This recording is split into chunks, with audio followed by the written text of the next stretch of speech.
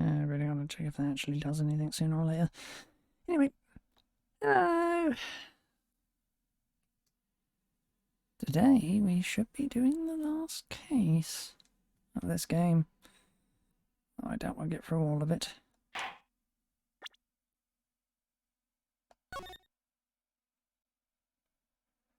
And that is the whole truth of this case.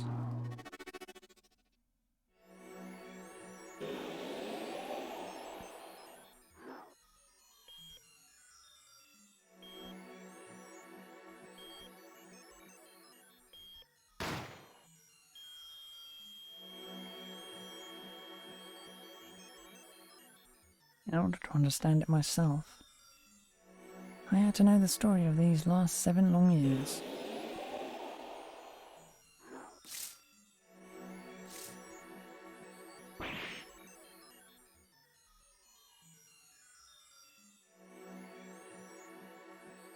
Nothing happens by chance. All is connected.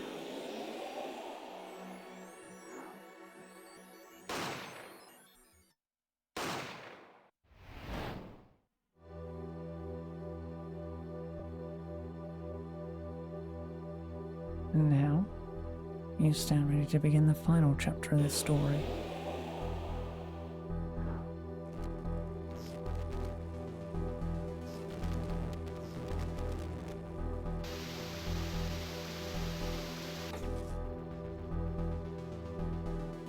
Will the defendant be found guilty or innocent?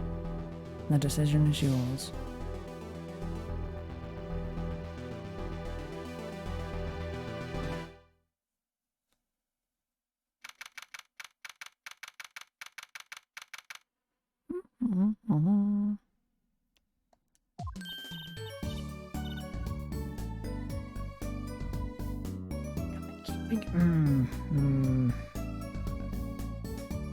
No, it isn't.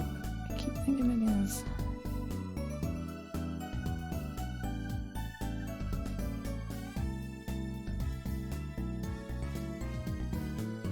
It's still all the way down. It's just my imagination. Hey Apollo, look on TV. Look, look. Yeah, kinda busy. Oh, look at that. Here's the last Grammary, alright? Amazing. Apollo, you should be watching this. Oh, what? What? I was writing about our last case in my journal. Lawyers are supposed to write things in records, Apollo, not journals. And why now? That case was 3 months ago. Hey, it's a long story. I did a lot, you know. I want to vacuum pack the feel of the moment for later. Right now I'm wallowing the crown by figuring out how the mirror disappeared. That's right, Uncle Valiant did that illusion too. But you're missing him on TV right now. Let's just get into the good part. I suppose I should watch a little TV with her. After all, Father's expecting me to look after her while he's away. What you're now seeing is a rehearsal for the greatest magic show on Earth. Happening right here at our very own Sunshine Coliseum. The Sunshine Coliseum. Hey, that's where the Gaviniers concert was. Only 3 more days until miracles happen here, right before your unbelieving eyes. The legendary group Granby is performing for the first time in 7 years. It's going to be great. I'm so there. You and Daddy are coming too. Legendary Granaries. Trucy's real father was still alive. He'd be on that stage performing miracles. I've got the tickets and everything. Here's yours, Apollo. Ah, you're here. Working hard or hardly working? Hey, how have you been? Hi there, stranger. Not exactly the kind of greeting I'd want to hear from my own kid. He has been gone a long time. How goes it, Trucy? Here, I got a present for you. Yay, pudding! I love pudding. Oh, it's farm fresh. And not just one pudding, but 3 whole cups. I'll have to pace myself. Well, I'm beat. That's right, Daddy. You're on a top secret mission. You got to take it easy with secrets, you know. How right you are. So, you still can't tell us what your mission is? Maybe it is time. It has something to do with you anyway. Huh? With me? Oh, maybe you're getting a top secret mission too. Maybe you can be one of those guys. A spy. Can't I just be a defense attorney?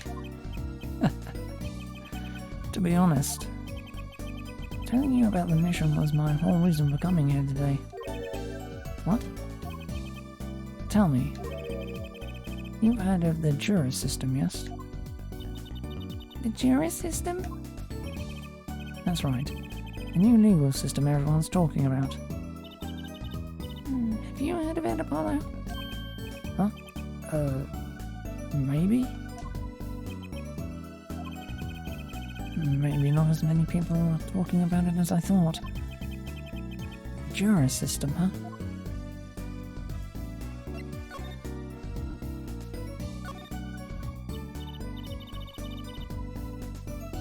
So, Daddy, what's this jury system thing? Well, Trucy, do you know what a jury is? I've heard of it. Isn't that those people who sit in court in those old courtroom dramas? The ones who get to decide if a guy's innocent or guilty? Do you know, Apollo? Only from TV. It's 12 people chosen from the community, right? Well, they're thinking about reviving that system. They're calling the new system the jury system. No more doing whatever you like, Your Honor. Not quite that harsh. The jurors cooperate with the judge. They help analyse the case from different angles. And there will be only 6 of them under the current proposal, right? Wow, you know your stuff, Apollo. Their findings directly affect the verdict. Hopefully people will start taking the courts a little more seriously now. I feel like I'm on some kind of educational TV show. Starring Dr. Wright. Dr. Wright, his assistant Trucy, and mascot Apollo, the perfect team. Mascot? Hey.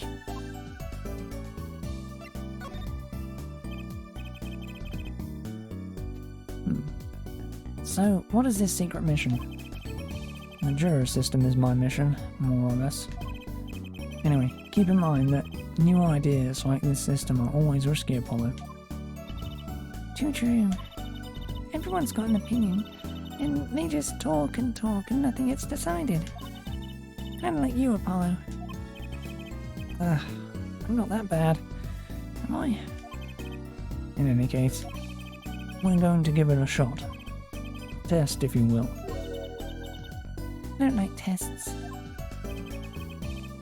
We'll take a case as a sample and choose 6 jurists. I'll be the one helping with that process, incidentally. Helping? How? Well, for one, I'll be chair of the jury system's simulated court committee.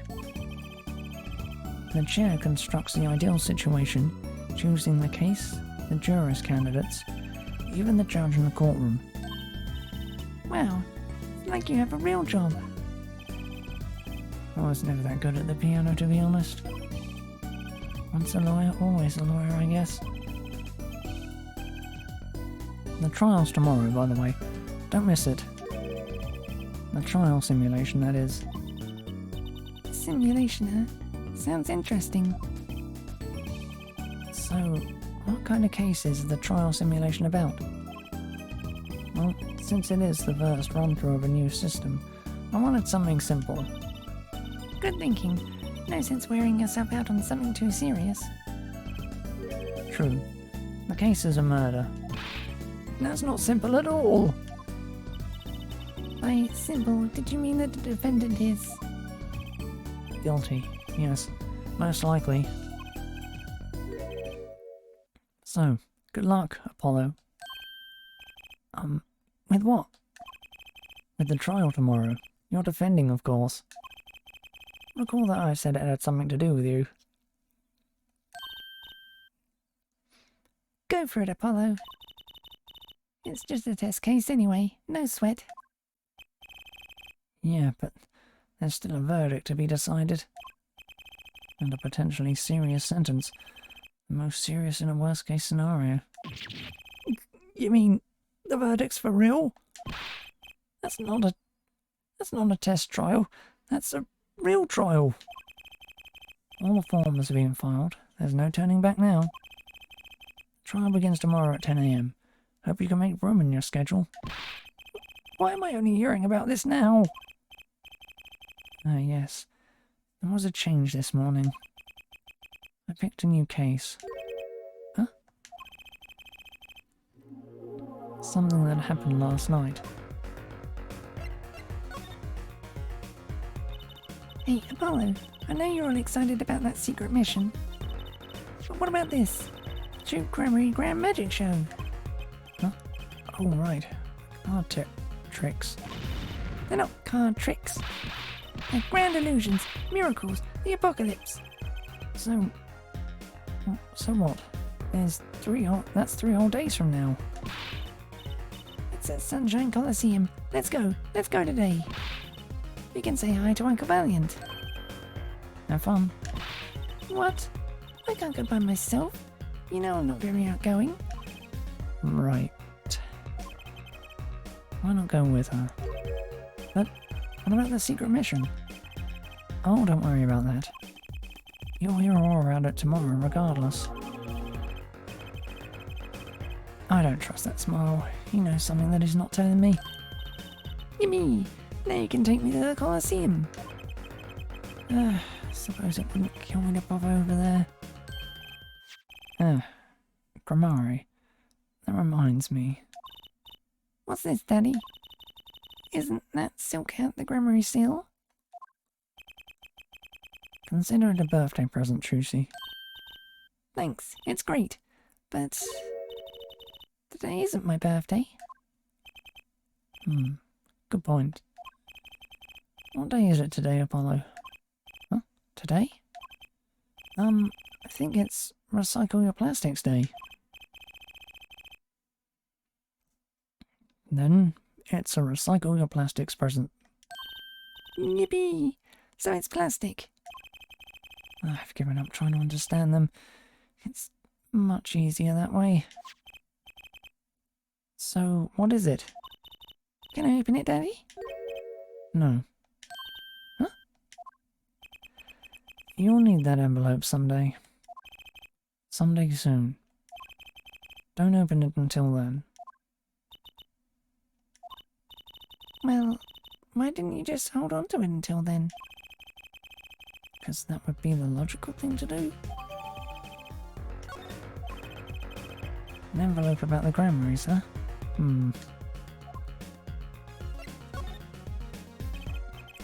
Alright, so what case are you going to use? You really want to know, don't you? Of course I do. I mean, I'm going to be defending, aren't I? All goes well, then yes, of course. This is just a test. I wanted everyone to start without preconceptions. A blank slate, as it were. There's a difference between having a blank slate and just being totally clueless. Whose dumb idea was that anyway? Oh, mine. Committee chair, remember? Oh. Well, if you want to know that badly, I suppose I could give you permission to examine the scene of the crime. Good, that's better. But you can't talk to anyone involved with the case. What? Then how am I supposed to defend? Let me worry about the details there. Remember, I'm in charge of this trial. All of it. But you don't want it to backfire, do you? Apollo. I'm in charge of the whole trial. That means the entire affair is my responsibility. For good or for bad. Just do what you can. And don't worry, I know what I'm doing. Alright. I'd recommend going down to the detention centre. Your client's waiting for you. You can ask about the scene there. But you just said I couldn't talk to anyone involved. Oh, you can talk to your client. If you can get her to talk. Well, time's a wasting.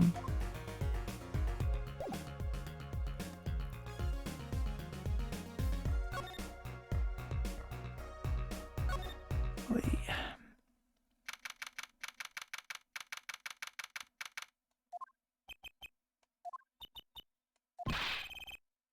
It's 20 minutes we've been waiting here. 20 minutes. Maybe I should complain. I'm sure that guard has better things to do than stand there pretending he doesn't see us. You know, the minute we get angry, the client will show. It always works that way. Like shouting, "Oh, waiter!" and they're standing right behind you. Oh, guard! Is our client going to be much longer? What are you talking about? Haven't you already started the meeting yet? Huh? Eek! Where'd you come from? Well, anyway, please have a seat.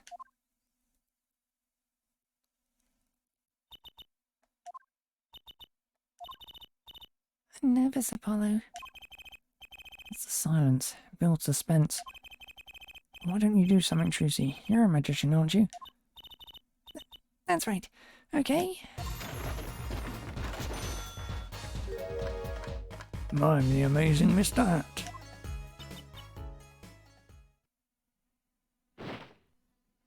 Eek! She passed out. Miss Magic Underwear might have been a better bet. That's magic panties, Apollo.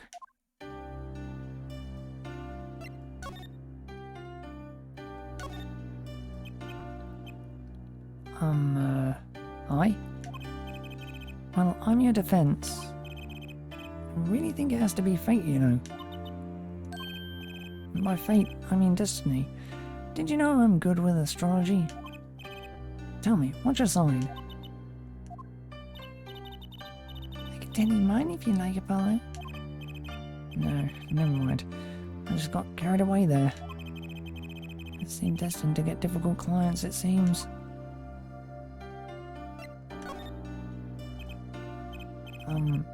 So what's your name? Oh, right. I'm supposed to introduce myself first. I'm Apollo Justice. And I'm Trucy Wright. I know. This is getting nowhere fast.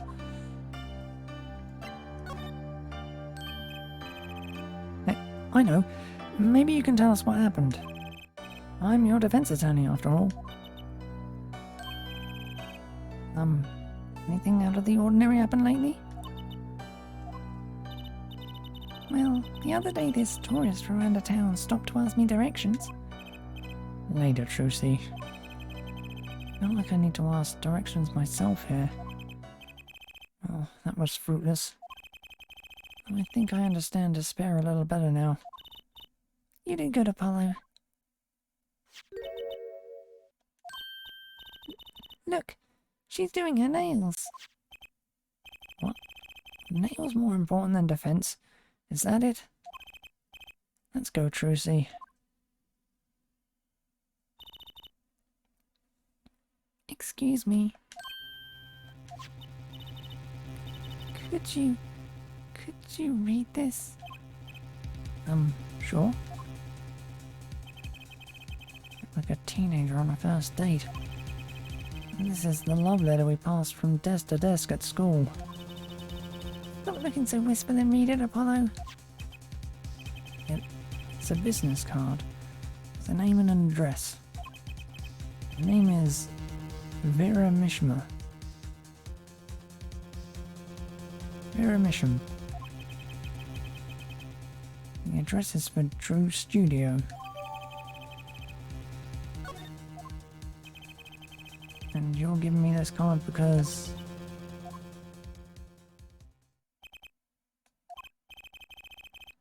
Well, looks like we're finished here. I wonder if Drew's studio is the scene of the crime. Let's go find out.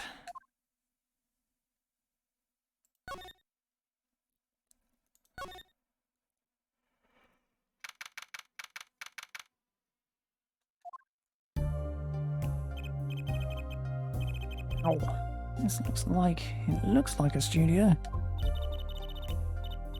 It's like life imitating art.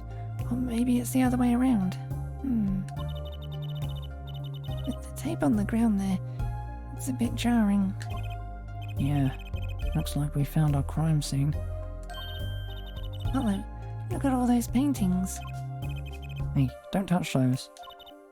It's okay, I'm just looking.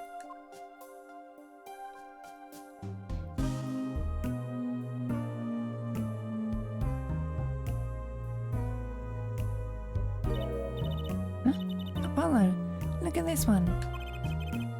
Looks half finished. You can still see the rough sketch underneath. But that's odd. The rough part doesn't look like the rest of the painting at all. Yeah, good point. That is odd.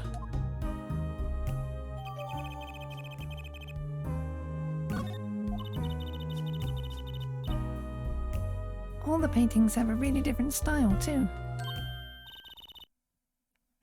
I thought I might find you two here.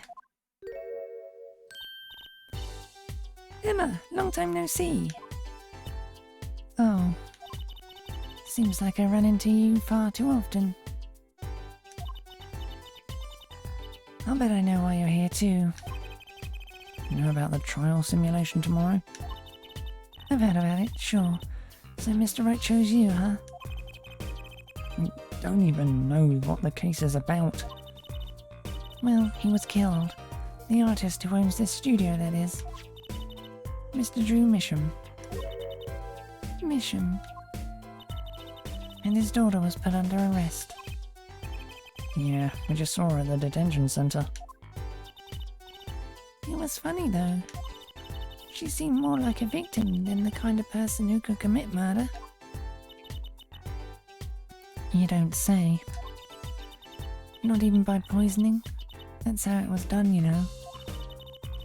Poisoning is a common way to get the job done when the murderer is a woman. Poisoning? Anyway, Mr. Wright told me you'd be coming. Feel free to take a look around. I'll just be over here with my snackos. Can't talk to anyone related to this crime. Can't talk to anyone related to the case this time around. Which means we'd better find out as much as we can here at the scene. Or else.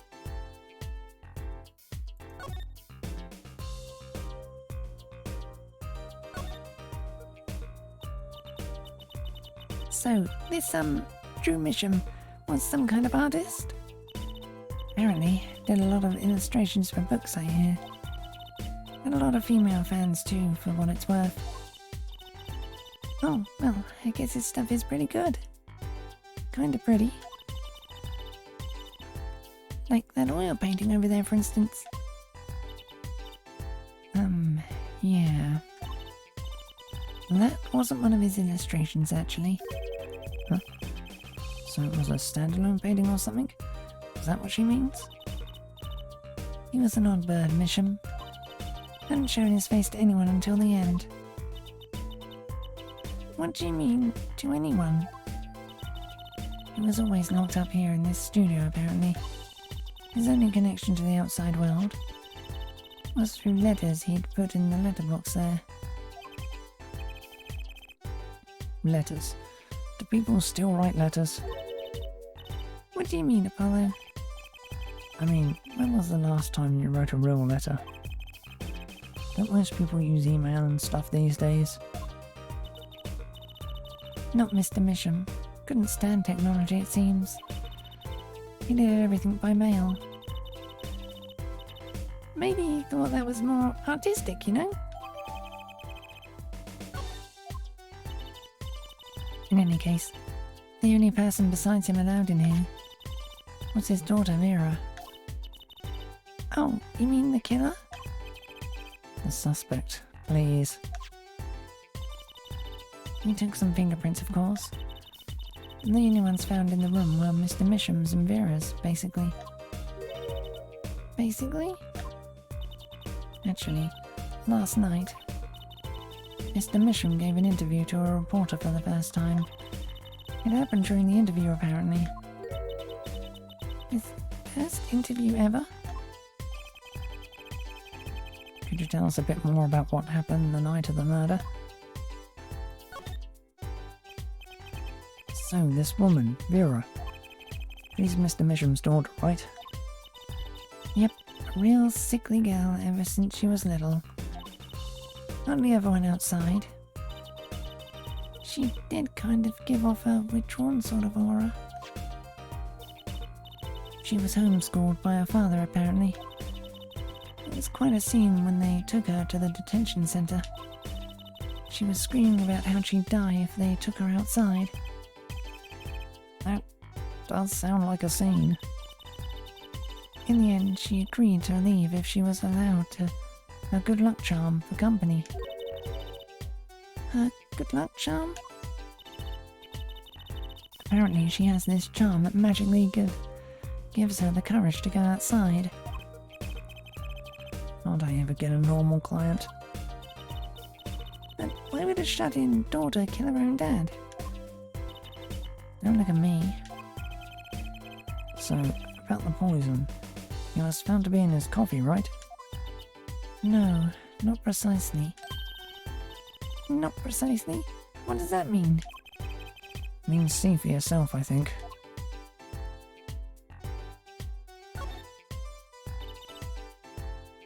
Like I said, last night was the first time someone from the outside came into this studio. I guess mysterious painters who never go outside make for good articles. It just so happened that he died the night of his first interview. At around 9 p.m. every night, Vera always made him a cup of coffee. Last night he drank his usual coffee and suddenly became violently ill. And died? She poisoned him on the night of his interview.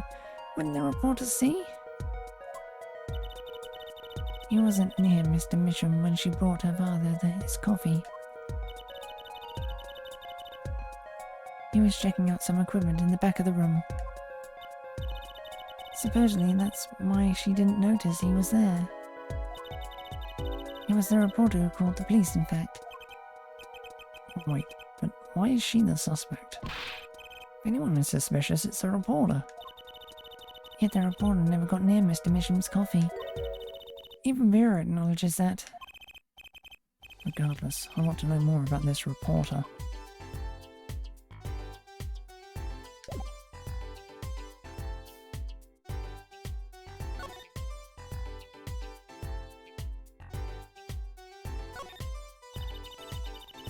Imagine this coffee cup was for guests to use. Guests? Did the police already analyse this cup too? Not a trace of poison was found on that cup. So the killer was after Drew Misham alone.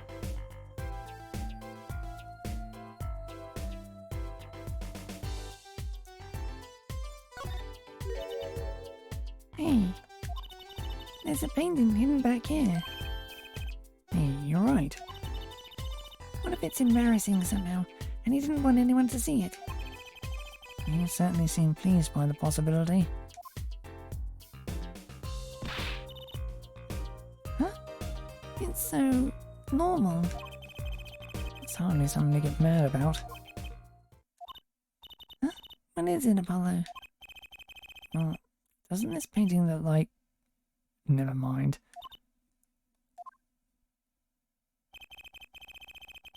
I'd better get a professional opinion on this.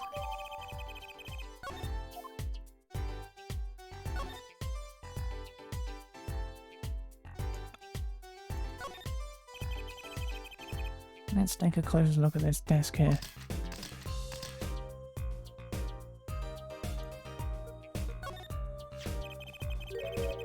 This envelope has been opened and resealed. Oh, I know how to do that. You take a pot of boiling water and hold the envelope up to the steam. The glue melts and it opens. Cool, huh? Whoever did this wasn't so delicate. You're right. Looks like they just ripped it open and stuck it back together. Postmark. The postmark on this letter is from 7 years ago. Why would someone open a letter and seal it again? I'd better hang on to this.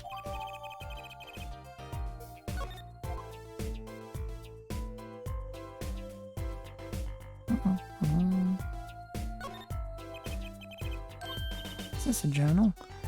Well, talk about a clue. Let's read it. What is it, Apollo? He didn't write the name of the killer, did he? It's new. He didn't write a single line. You had me going for a while there.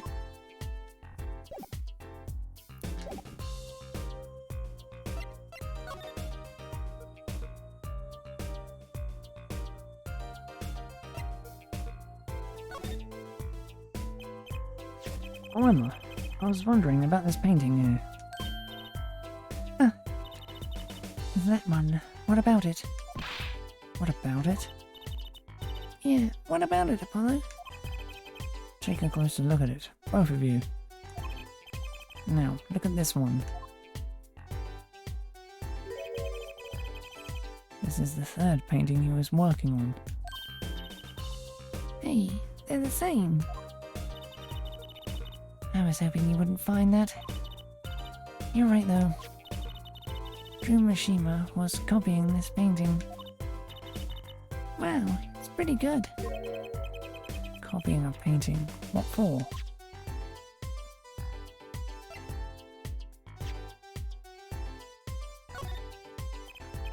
Emma, about this. Oh, that? Yes. Why, that's a bright red envelope. He sure is jumpy. Someone opened this, didn't they? My lips are sealed. Your lips are sealed? That's a first. You mean, you know what's inside the envelope? Sure, I read it after all. You mean you were the one who ripped this open?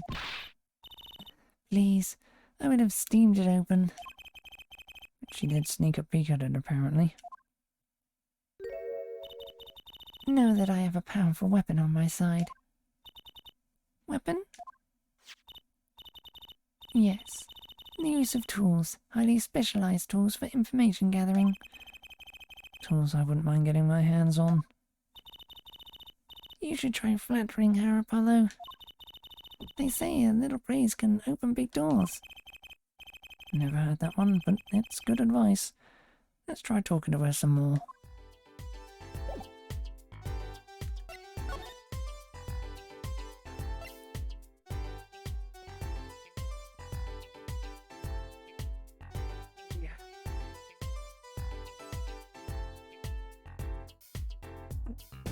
Oh, I'm impressed.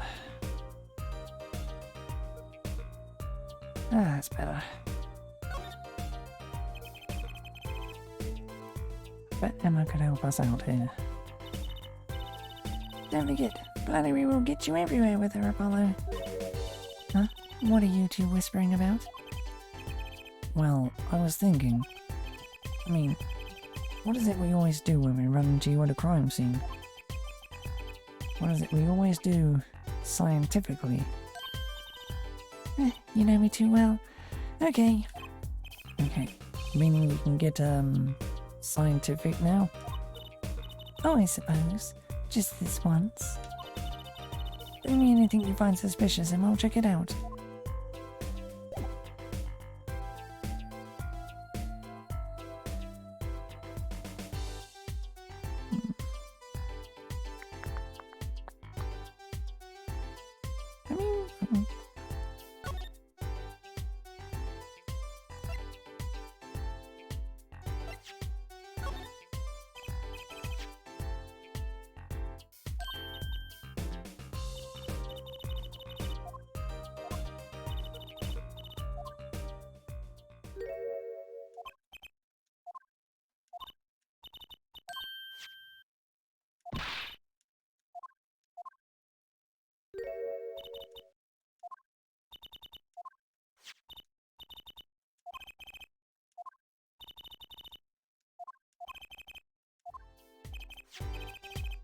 about that envelope we found.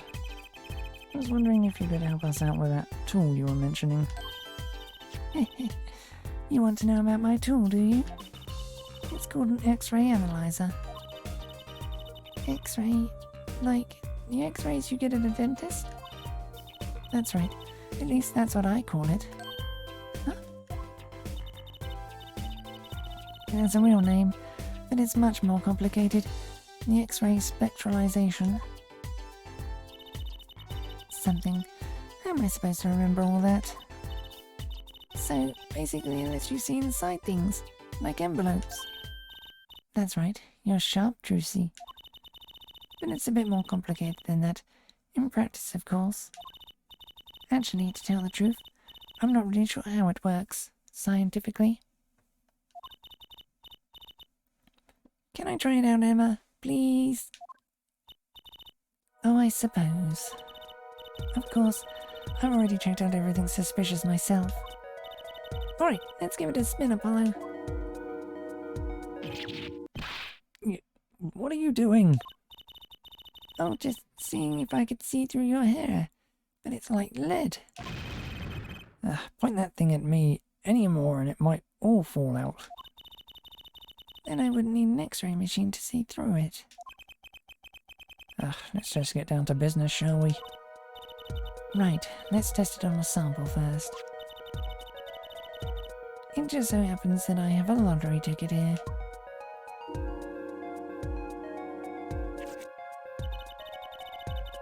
You set the sample in the device like so. I don't see anything. Patience, there's no need to get all antsy. Look at the right side of the screen. That's the layer view of the envelope. The layer?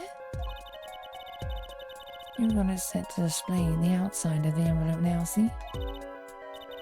Actually, it's quicker to just have you try it. Just have you give it a try. There. Turn that dial there for me, would you?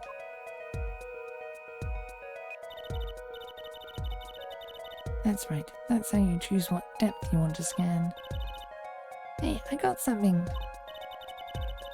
See? That's how you can read the letters on the ticket inside. Cool, huh? Except I can't read them. Just turn the dial a little more. What you have to understand is that a sheet of paper isn't really flat at all. When you zoom in that much, you see that paper is like a bunch of hills and valleys. Wow, really? This X-ray device uses a beam with a wavelength of only 0.05 microns. It breaks cards down into thin layers, so it can only show what's written on that layer. I'm entirely following you. But what good is it if you can't read anything? That's why we go on to step 2. Try rubbing the image a bit, if you would. The image? You mean rub the screen?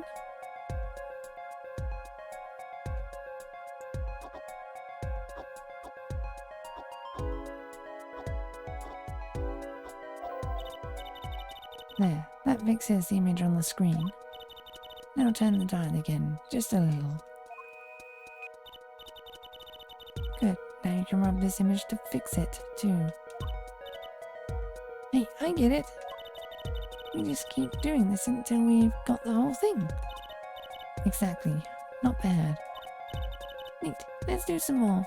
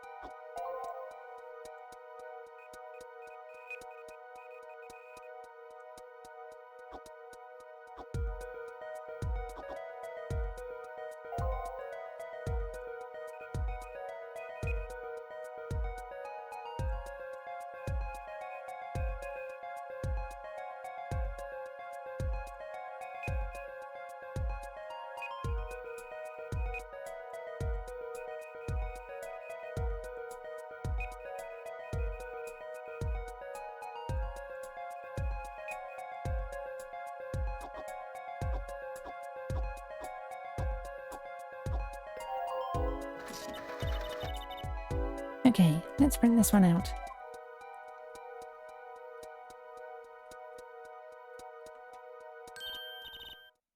Woohoo! I'm a big winner!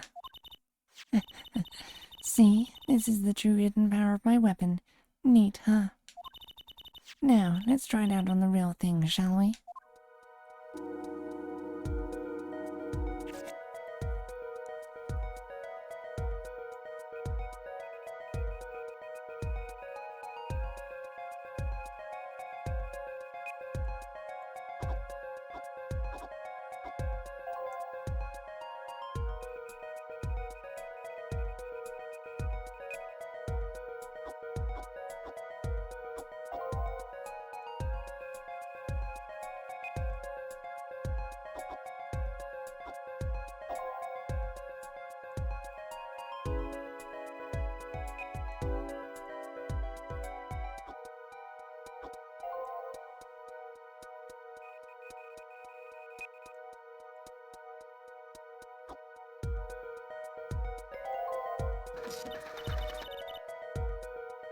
Okay, let's print this one out.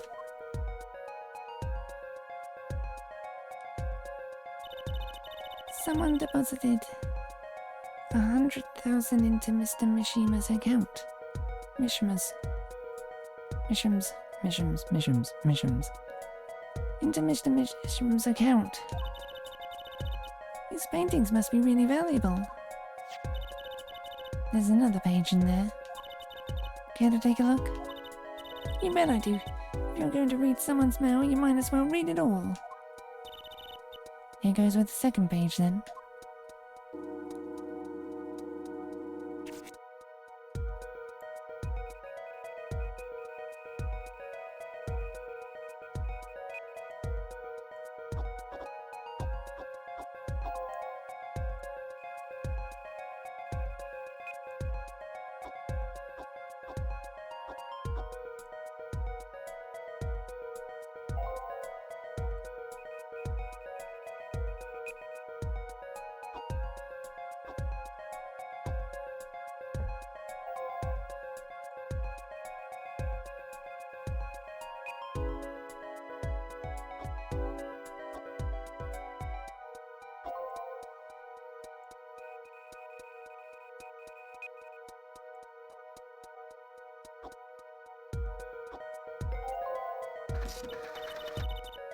Okay, let's print this one out. So, it was a letter about payment for one of his paintings. Well, the secrecy, though. And what? why was this letter the only one in here? 7 years old, right? Maybe it had some special significance to him. Well, Emma? Well, indeed. She knows something she's not telling us. Looks like she's keeping mum about it.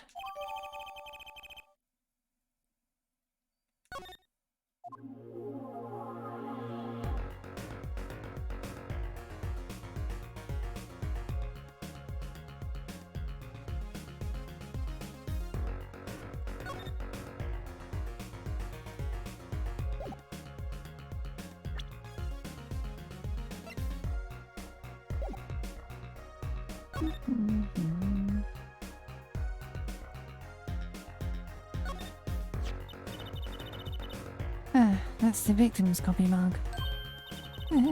So the poison was in here. This is my first time seeing a real poisoned mug of coffee. I would hope so. Poisoned coffee. Not exactly, actually. What do you mean? No traces of poison were found in the coffee. What? You'll have to figure out the rest for yourself. I'm officially not on your side after all.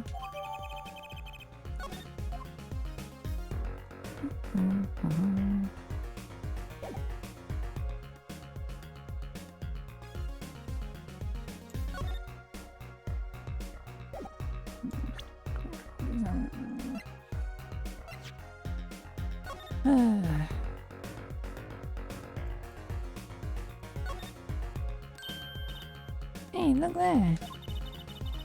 stain doesn't look so healthy, Apollo. It must be the Blue Mountain stuff we've been hearing about. Something tells me that even Blue Mountain coffee isn't this blue. This stain is probably... Better ask Emma.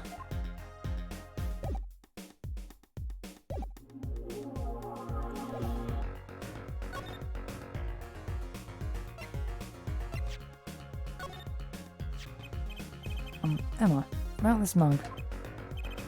There's a pale blue, residue on the rim. That... Yes, well, it's just a rumour. But I've heard there's a kind of coffee called Blue Mountain. I'm pretty sure it isn't actually blue, Emma. Right. Okay, you got me. That's left over from my testing spray. Forensic science? I knew your hobby was behind this somehow, Emma. It's not a hobby. So, what kind of scientific stuff were you up to? This spray, that's what. It turns blue when it touches poison. So the poison that killed the victim was on this mug. That's right. See? It wasn't in the coffee. The killer applied it to the rim of the mug itself. Wow, science is amazing. Certainly is helpful. Maybe Emma would be willing to help us out a bit more. You should try buttering her up, Apollo. They say flattery will get you everywhere. Certainly worth talking to her a bit more. About poison analysis. I was afraid you were going to ask about that. See, this solution is used to test for atropine. Atropine, the deadly poison found in the autopsy.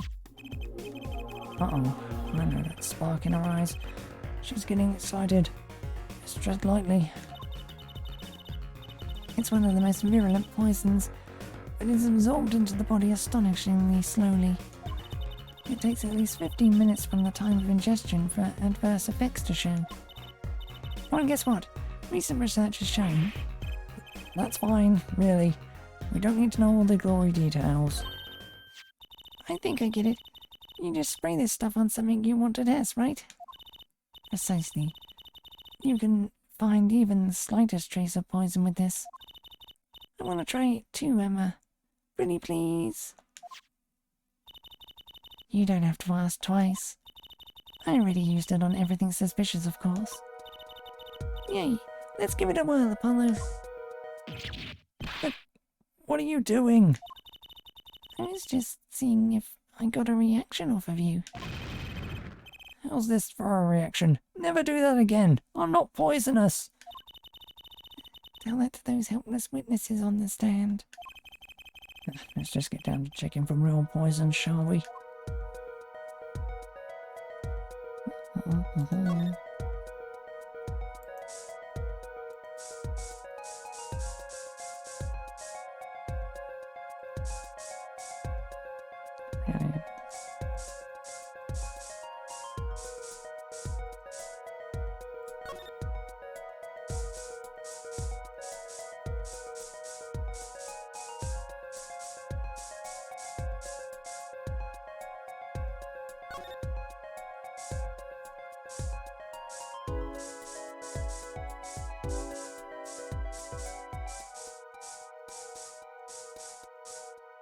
Not gonna do anything, are you?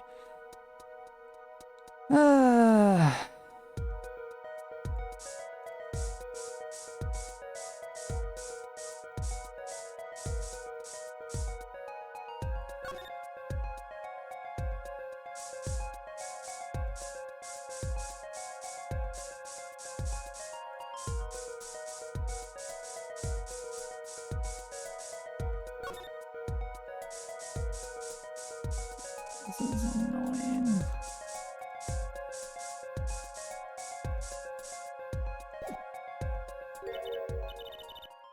Too bad, no reaction there. Sure, Emma checked out all the likely spots. Wait a second. What is it, Apollo? Did You sprayed that little desk over there. I don't think so. The spray probably can't reach that far, you know. Let's check it out, just to be sure. Ah. There it is.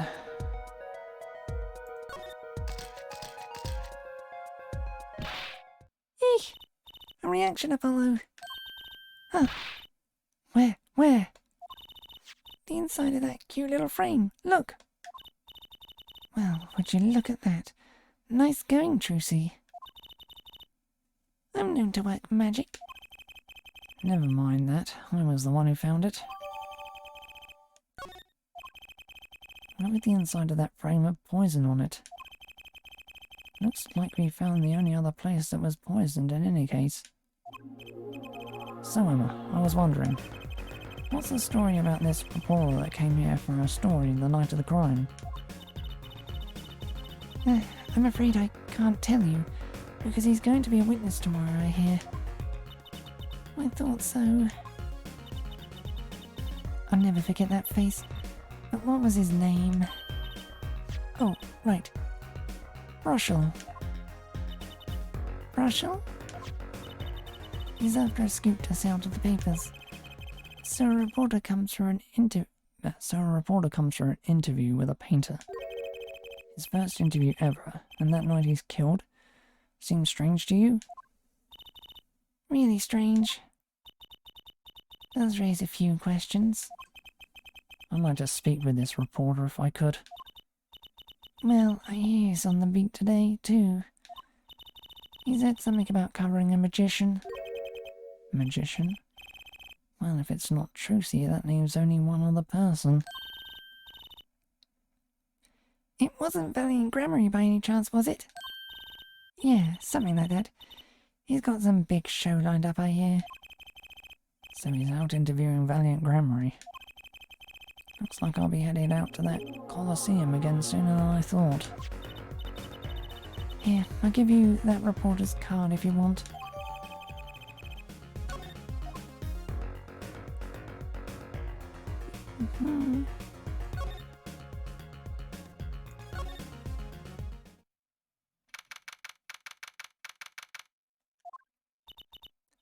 Woohoo! This is it, Apollo. The place where magic and dreams converge. Just a while ago, it was the place where murder and nightmares converged. Let's go say hi to Uncle Valiant. What about the case? I know who that is. Only a performer laughs like that. The young Miss Trucy. How often I hope we meet again, only to tell myself it was an impossible dream. Uncle Valiant, how's it going? I'm glad to see you too. Of course you are. Humility is definitely not one of his stronger traits. Well, Miss Trucy, how does the day find you? If you come to give me flowers, then do it after the show, I beg you. Actually, we came to wish you good luck. And congratulations on your big magic show. Oh, but it is I who wish to congratulate you. Not everyone is so lucky as to witness miracles such as I shall perform. Yeah, you're amazing. We get the picture. The world will watch in wonderment as magnificent illusions are reborn. Here on stage, by my hand.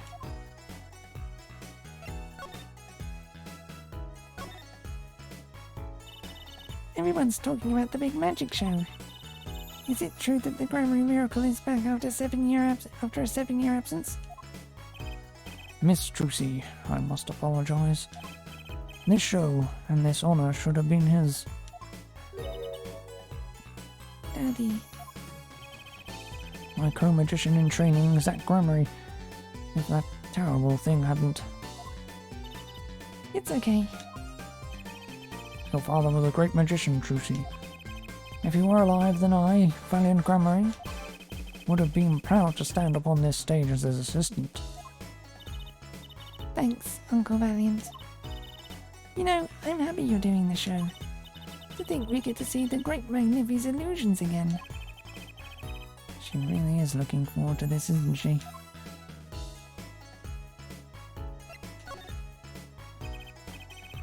My mentor, the magnificent Magnifi Grammari, was a true deity among magicians.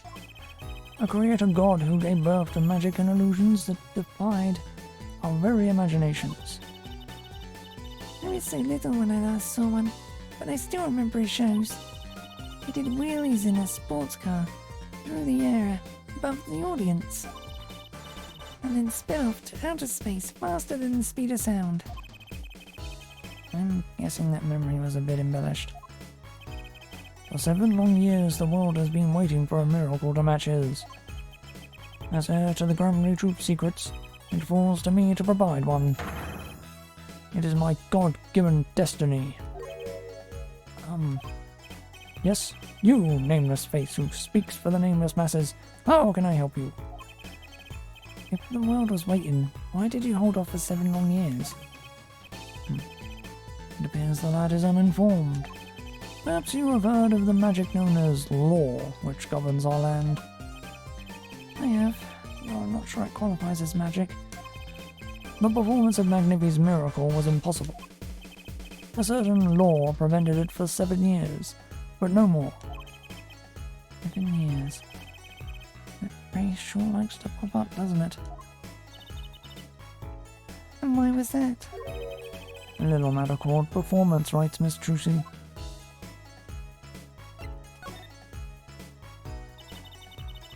Can you tell us about these performance rights?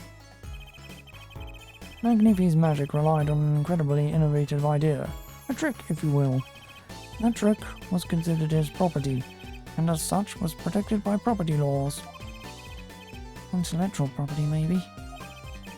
Magnifi knew this and bequeathed it in his will. To one person. You mean him? Yes, Miss Trucy, it was your father. Zach Grammary was the inheritor of the Grammary miracle. Daddy. Yet, as you well know, he is gone. He disappeared suddenly 7 years ago. I think I see where this story is going. Once a person is classified missing for a certain period of time, they're considered legally deceased, correct? In all absoluteness, those rolled-up sleeves conceal your competence well, young man. That certain period of time of which you speak is 7 years. Yes, Miss Trucy. Though it pains me to say it, this past spring, April to be precise was the time, your father was legally declared deceased. In the absence of a formal will, the secrets of our mighty mentor Magnifi passed to me. This was in fact stipulated in the will by Magnifi himself. Is that how it works, Apollo? Yeah, it's called death in absentia. He's declared missing permanently. Daddy.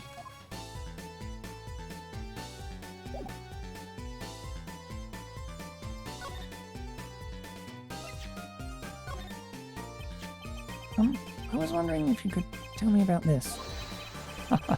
Why, that bears the Grammary seal.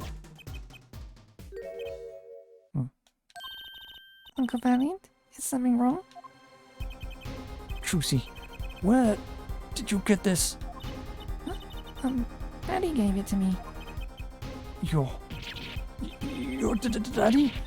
Zach? No, my other daddy, Phoenix Wright. Why now? Why would your Lord Daddy? Lord Daddy? It's kind of stretching the whole archaic thing a bit. The signature upon the back. Do you recognize it? That belongs to none other than Zach Grammary. What? Daddy signed this? Might I be so bold as to open it? I'm sorry, but I can't let you do that. What's in this envelope, I wonder?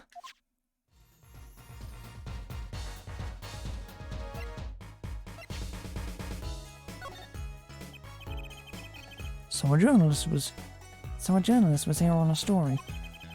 All eyes in the universe are upon my stage. All pens seek to commit its mysteries to paper. His name was Brushel.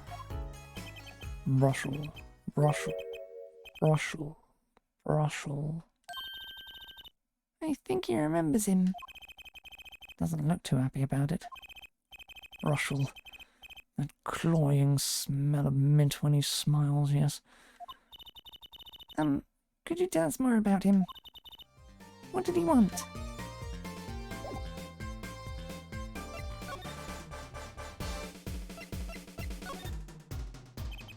A man by that name called on me just now. Just now?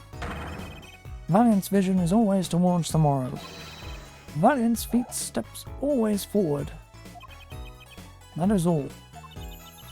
That's all? Very confusing. I am to perform a big magic show, yes? I wanted someone to cover it. Yet, the idea is only for that incident. That incident? In any case, I requested that the Rapturous reporter remove himself. So a painter has died. What of it? It is but a footnote in the footlights compared to the magic of Gramarye. Uncle Valiant, do you know where the reporter went? I recommended he visit that place popular with penalized perpetrators. The detention center. He was a rude individual. Might I see that card? Sure. He would tear apart my respectability. I will tear apart him. Oh, here it comes, Apollo. Uncle Valiant's big magic trick. Is he going to fix the card? I'm sure that qualifies as big magic. What happened to the big magic? Is it not more miraculous for it to stay ripped? He must have really not liked that journalist. Now, the time has come when I must return to make my prodigious preparations. By your leave, Miss Trucy?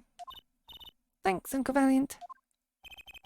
3 days from now, make ready for a miracle.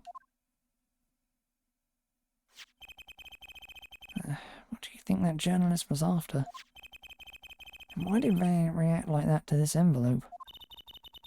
Think it's time to pay the detention center another visit?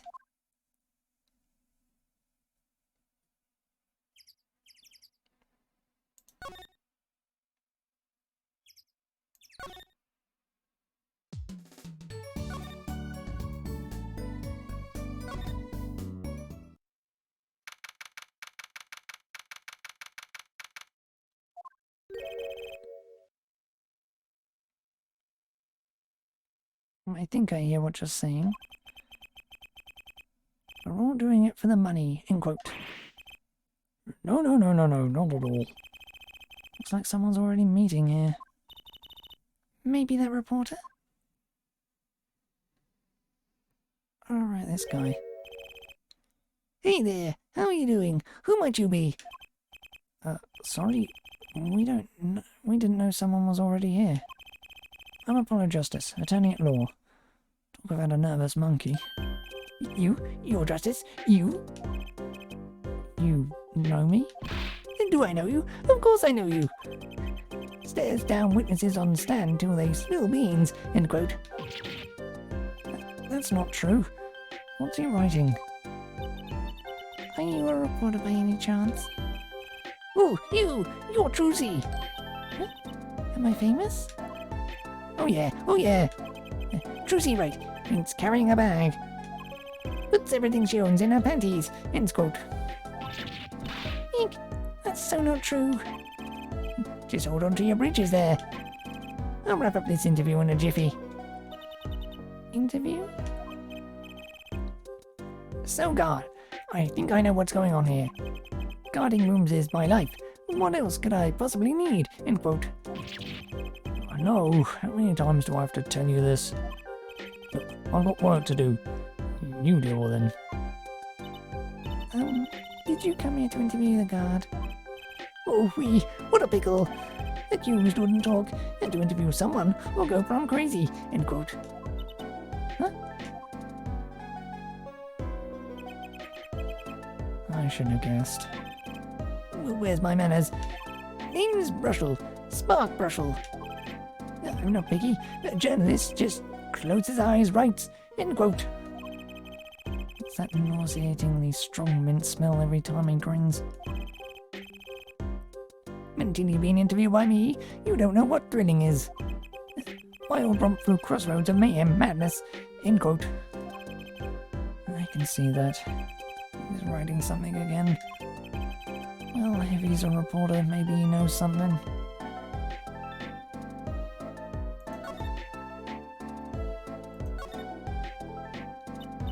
So, Mr. Russell, you're a journalist. Me? Oh, look, let me state one thing for the record here. Yes? I'm the interviewer, you understand, yeah? I'm the one asking the questions here. End quote. Okay. Yeah, for instance, do you think a movie director watches movies? Well, I think he probably does. Exactly. I knew you'd understand.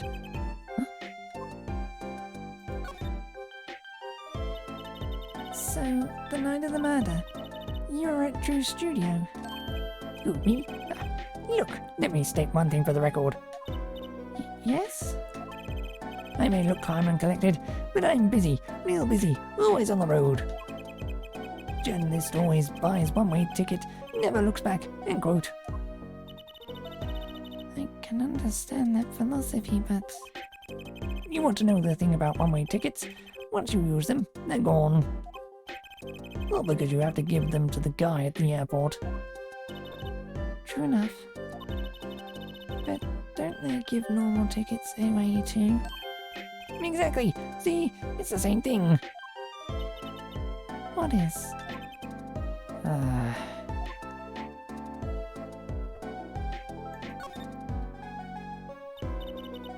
So, you went to do a story on Drew Mission. And he'd never had a story done about him before. That's right. Look, let me state one thing for the record here. What? I'm sure you're going to want to know about my source. What tipped me off to Drew? Why do the interview in the first place? Well, yes. Look, it's like... Oh, I've got it. See, there's this burger joint with fabulous ketchup. You think the burger guy is going to tell me where he's got it? At the supermarket, maybe? Exactly. See, that's what I'm talking about. I think I may have actually understood that one. Well, there's nothing I can talk about, really. Walls have ears, eyes, especially glass walls with speakers, end quote. Right, guess we'll leave then. But since you're here, might as well tell you a tidbit of news I saw, just for the heck of it. Sure, tell us, just for the heck of it. I remember it like it was yesterday. I'd seen a movie on a trip and wandered into this burger place with amazing ketchup. When an article in a tabloid caught my eye. Famous oil painting stolen from art dealer's gallery, end quote, I believe it was. An oil painting? Happens every day, right? But I thought I'd seen that painting somewhere before. A painting of a giant peach floating down a river. Someone stole an oil painting of a giant peach? Journalists can smell scoop better than burgers, end quote.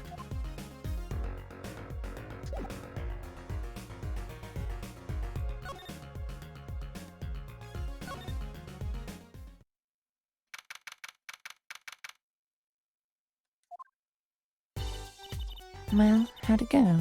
Find out anything? Actually, there's one thing I wanted to check with you. What's that scary face you're making? What's with the I know something but I'm not telling face you've got going, Emma?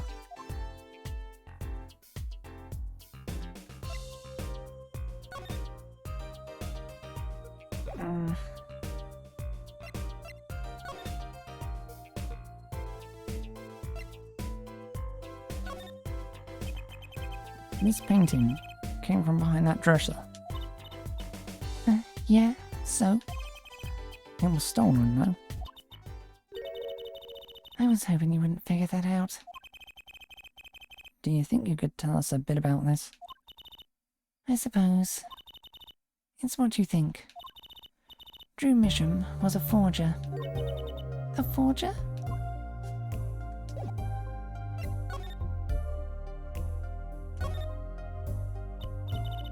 So, what exactly is a forger? Well, basically, it's someone who makes forgeries. Fakes, in other words. Fakes? Copies of an original. Exact copies so precise you can't tell them apart. Well, why not just photocopy them? The big problem with forgeries is that people try to sell them as the real article. It's a crime, of course. So, Drew Mission was a criminal, I'm afraid so. He received money to create elaborate forgeries. To supplement his work in illustration, I guess. I see. Actually, that's why I brought this here in the first place.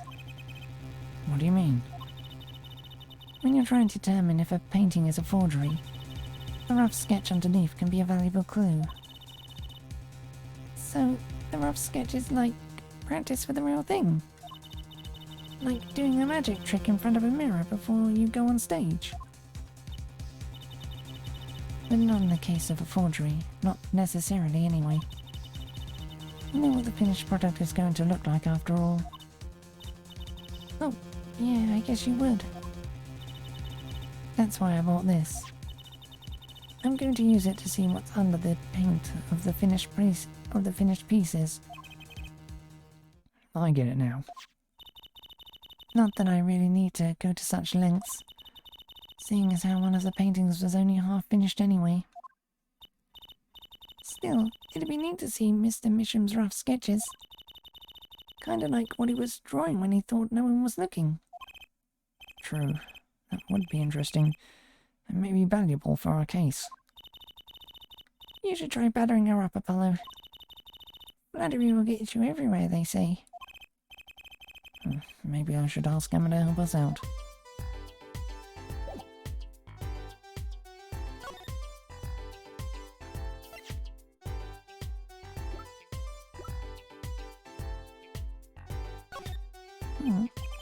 I kind of wanted to see the rough sketch under this painting.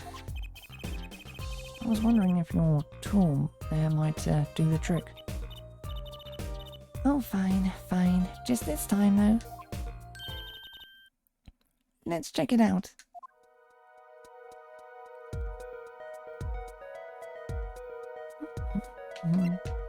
That's right.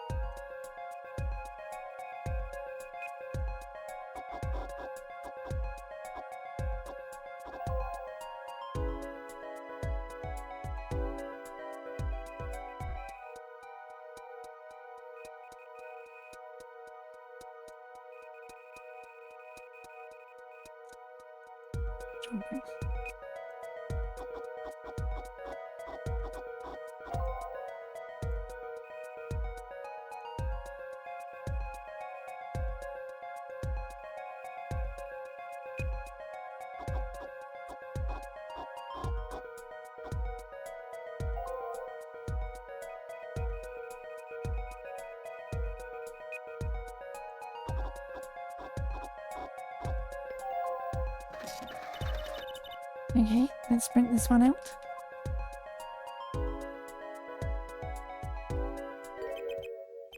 What the heck? Wow, he really blows. The finished painting isn't anything like the rough. Devices like mine don't exist and didn't exist until recently. You probably thought he could draw any sort of thing he wanted to for the rough. What do you mean? Well, in the past, you could only analyze the composition of a rough sketch. Composition? In other words, the traces of charcoal between paint and canvas. So you could tell if there had been a rough sketch. But not what it looked like. I think I follow you. So in essence, it wouldn't matter what was underneath the finished painting. Some pros would actually paint out a rough sketch entirely, and then do a completely new painting on top of that. So, Mr. Mission was drawing whatever he wanted before painting over them. Possibly. Is there a problem with that? Not particularly, but something about the sketch itself is kind of odd. You're awfully silent all of a sudden, Apollo. You think we could check out one of the other paintings? Well, sure. You like this detection stuff, don't you?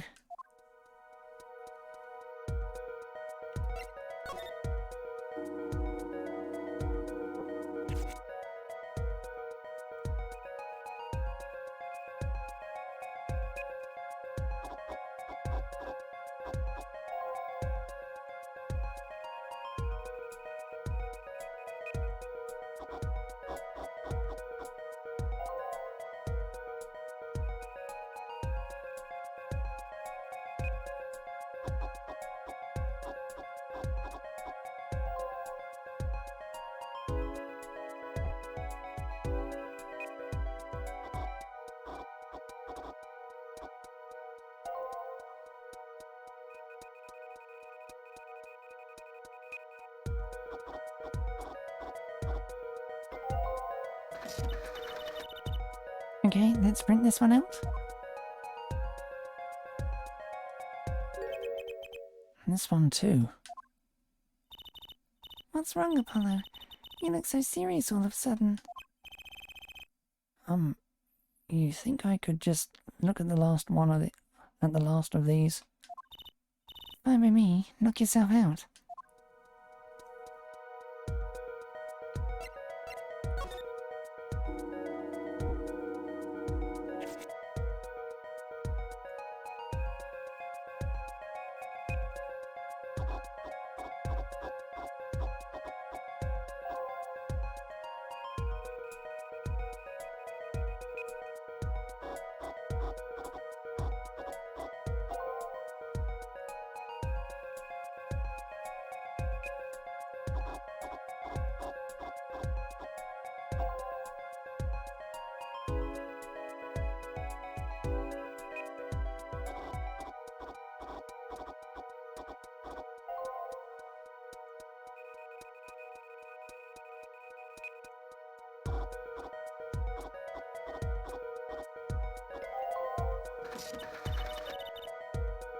Okay, let's print this one out.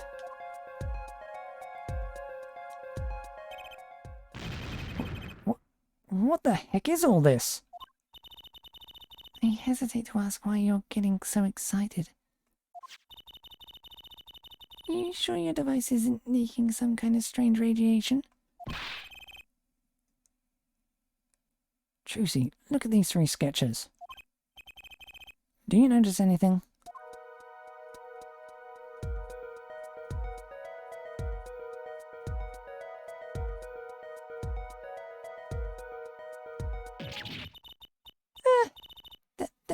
There.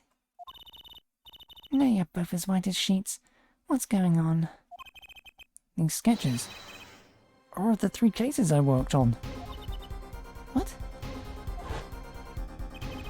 The murder in the poker room at the Borscht Bowl Club. The dead man pulling the noodle stand.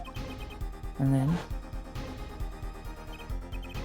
the events that transpired during the Gavineers concert. What could it mean? How could he have painted those things? And why? That's what I want to know. Wait, it's Drew Mission. Your father? Give me a break. Does that seem even remotely possible to you?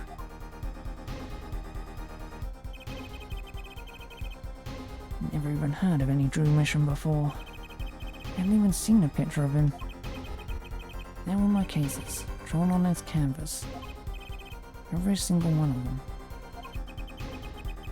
Couldn't have been a coincidence. Just who was this Drew Mission? And what did he have to do with me?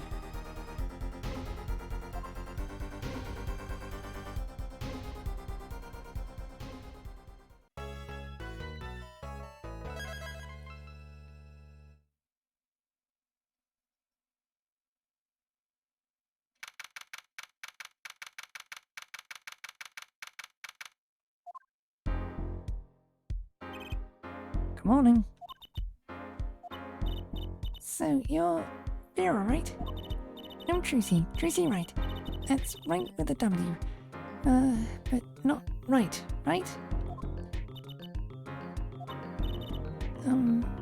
We're on your side? You can tell us anything, please. Good morning. She speaks. Not bad, not bad. But I think you do better with a little smile, you know? You're so pretty. You need to settle yourself, you know? Tracy, let's take it easy for starters.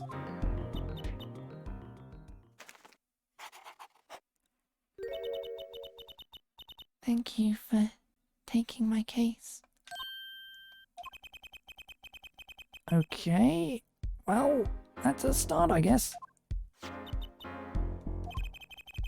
There she goes with the nail polish again. That's great, really. It's so cultured.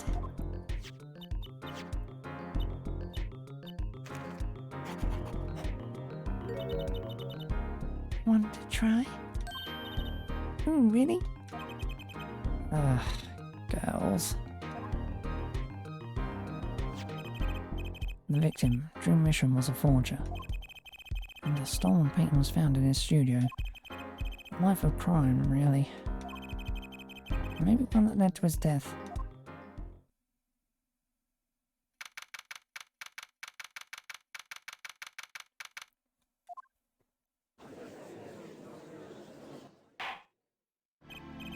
Well, we will now, begin the, trial of Vera Mission. Is the judge okay? His voice is all raspy and he's looking around all nervous like. The repercussions of today's trial will most likely be felt for a long time. It may indeed alter our legal system forever. Today is a test of the jurist system, and the first step towards a new order in our courts. Daddy's secret mission. The jurists will function like a jury. It is hoped their inclusion will help the courts to better reflect the people's will. Why aren't there any jurists in the courtroom?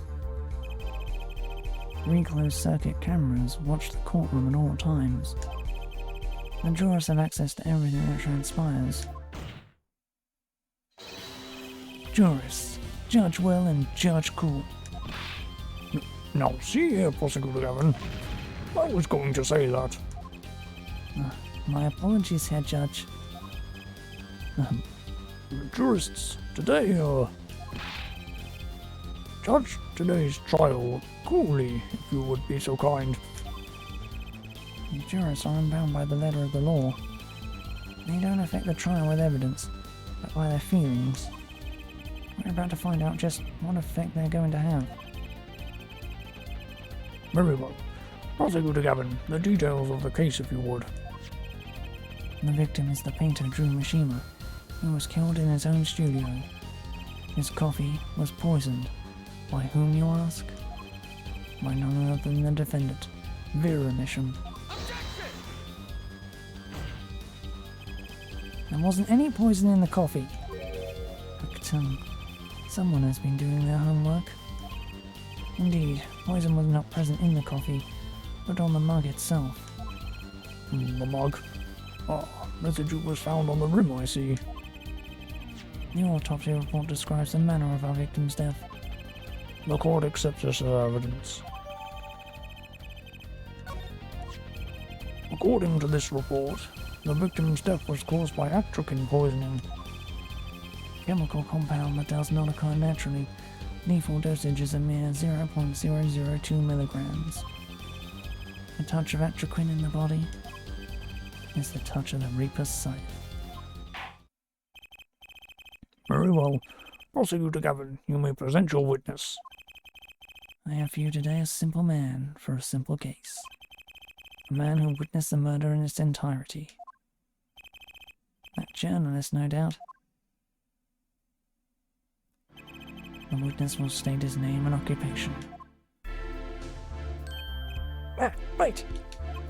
Well, for starters, my name's Spark Brushel. My job is a lone observer of the world. In other words, a freelance journalist, right? If you don't mind, I'd like to state something here for the record. Yes, Mr. Brushel. I dislike conclusions, specifically the jumping to aspect of conclusions. Preconceptions make peak sandbox of endless desert waste. End quote. But you are a journalist. You said so yourself yesterday. Well, that's true, yes. But you must understand, I stand before you today a man with a dream. Offering you my testimony in exchange for exclusive rights to the story. Scoop turns Mr. Brushel into that Mr. Brushel. End quote. Let's hear your testimony then, shall we? Simple case, eh, Gavin? For me, the jury is still out.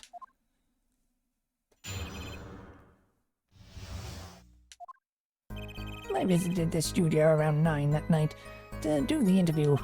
The first outsider to enter the atelier. Journalistic history made. There. End quote. His daughter brought us coffee right after we started. And you know what happened next. Star fools. End quote. No one else entered the room besides her the whole time.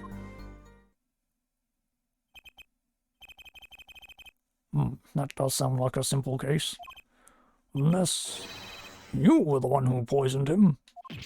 What are you saying, Judge? Need I remind you the cameras are rolling today? I felt the need to be a bit dramatic. You didn't do it, did you? Me do a thing like that? Come on, that's like news making the news, end quote. Or even contemporary witch hunt, end quote. I know, my old accusations rock courtroom, end quote. Rock indeed. Prosecutor Gavin sure looks like he's having fun. I'm so happy for him. Very well. Mr. Justice, your cross-examination, please.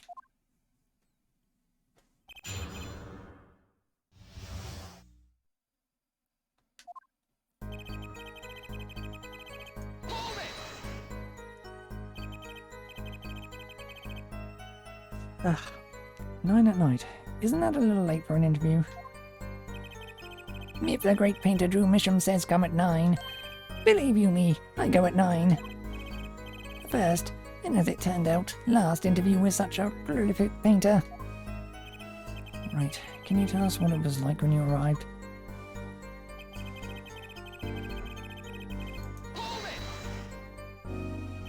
You were the first reporter ever in Drew's studio? Posterity will look back on that night as a turning point in journalistic history. A basically insignificant step for all mankind. But a giant step for that Brushel guy, end quote. If no one on the outside ever had access to the studio, then it would serve to reason that the deed was done by an insider. By which he means Vera did it. So, how did this epoch-making interview go?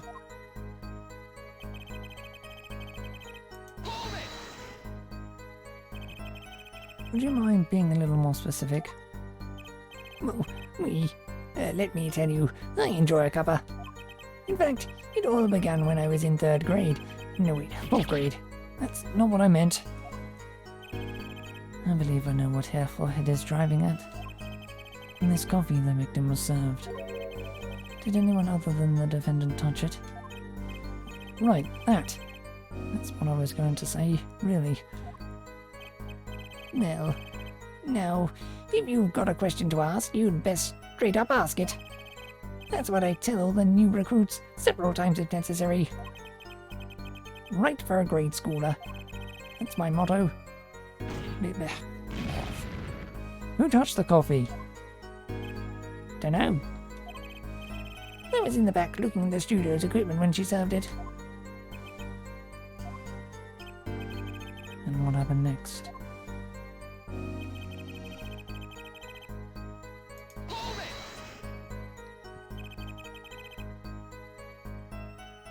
What about... What's this about a star falling? Star falls, huh? It's like an old telegram. Send money over. Zowie, you don't know. That's like a journalism code word.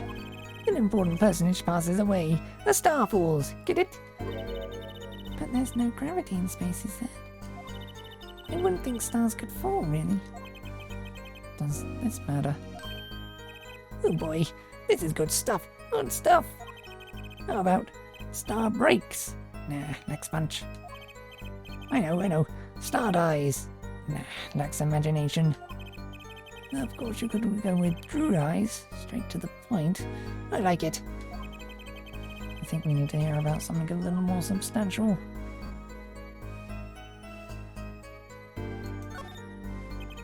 You say Mr. Misham had the coffee too? But did you actually see him drink the coffee? Of course. He who sees it wins, but he who says it wins bigger. End quote. But he who says it wins bigger. Ugh.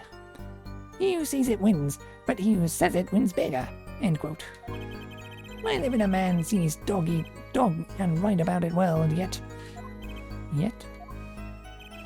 I guess I can't say I saw him drink it really. He had one so-called sip, if that. Man puts lips to mug, drinks. End quote. That poison is quite virulent, I hear. My stomach did a so-called somersault. Since I gulped down that coffee without so much as a second glance at it. Wait, maybe something's there. Some kind of so-called trick. Anyone want to venture a guess for the record?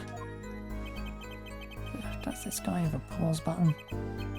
Well, Mr. Justice, did you find that testimony valuable? The victim drank his coffee, then immediately fell over. Oh, yes. You can go to press with that one. Your Honour, this is a vital piece of information. Please add it to the testimony. Very well. The witness will add this to his testimony. Vital, right. He had one sip, if that. The next moment he was on the floor.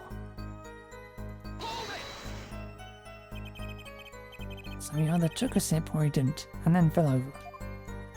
Oh yes, indubitably. Just like that. Wham bam. So Mr. Misham drank the coffee and fell over immediately. I think Brushel's telling the truth too. Should I get him to talk about something else? No need. There's no real need to change the testimony. The problem with the testimony is already pretty obvious.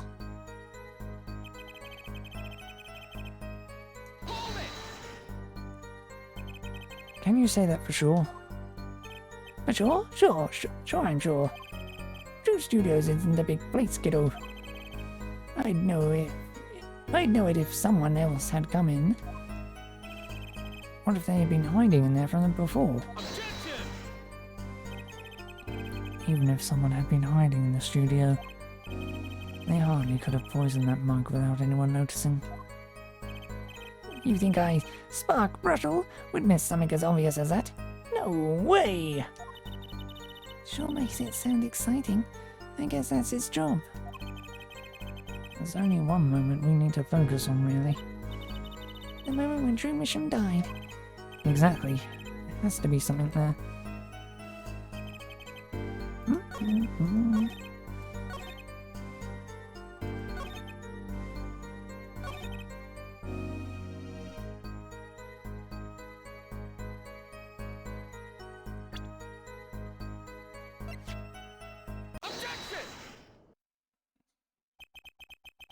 You know what I have a problem with? a particular property of the poison used, atrakin. Oh, Prosecutor Gavin was quite clear about the poison. A lethal dosage of 0.002 milligrams paralyzes the central nervous system.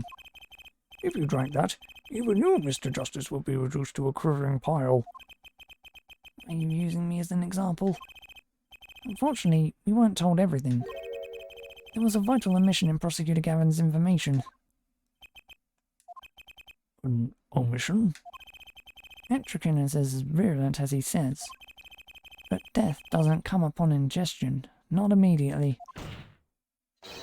That's because atrakin is slow-acting. Slow-acting? What? According to one forensic scientist,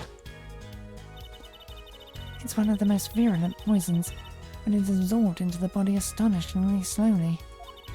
It takes at least 15 minutes from the time of ingestion for adverse effects to show. If we suppose that the moment Mr. Misham sipped the coffee was when he sealed his fate, then he would still have had time left to enjoy his last cup of joe.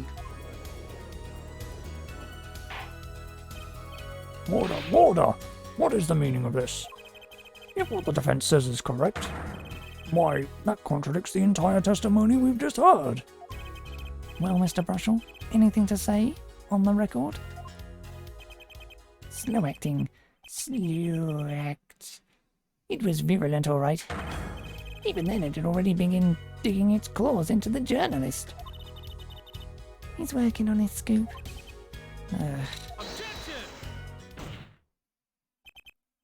It's Brushell, yeah? Herr Brushell, let's take a trip back down memory lane.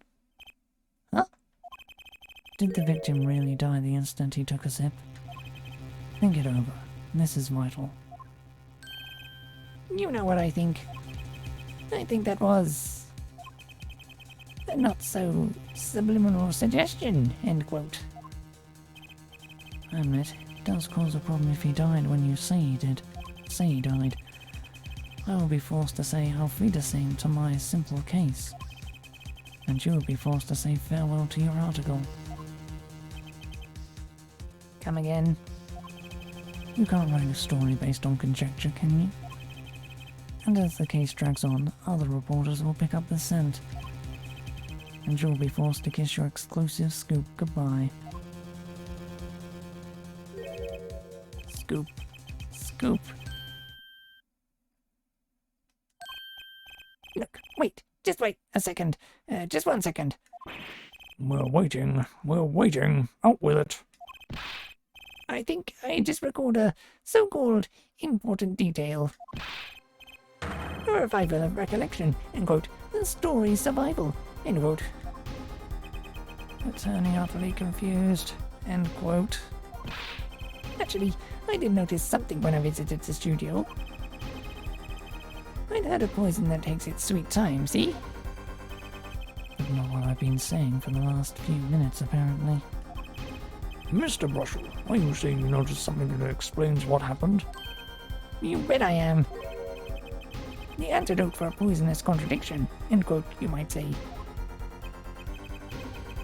Or I still have no idea what you're talking about, end quote, I might say. I figured it out, but only after an in-depth interview. See, thanks to my journalism skills, I know who poisoned that coffee. Order! As far as I can tell, the witness is standing by his testimony. That Mr. Misham died the instant he drank. Of course I'm standing by my testimony. And my dream of exclusive rights to this story. Ugh, suppose it was too much to hope for. What was? Of course he wouldn't choose a simple case, not him. Him? Phoenix Wright, who else? Acton, Herr Brushell. Report for us if you would. What is it that you noticed? This court is a critical trial of the jury system. I'm afraid no room for doubt is permissible. You will testify to the court about what you noticed.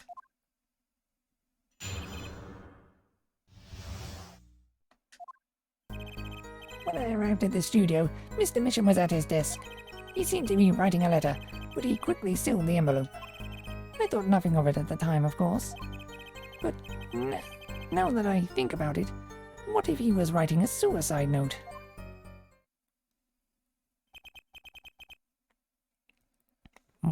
A suicide note? Yes, he had this look on his face. Man's face inscrutable as a quadratic equation, end quote. Suicide. Poor Mr. Misham. And that means Vera's innocent. Would someone commit suicide in the middle of an interview? Oh. Very well. You may begin your cross-examination.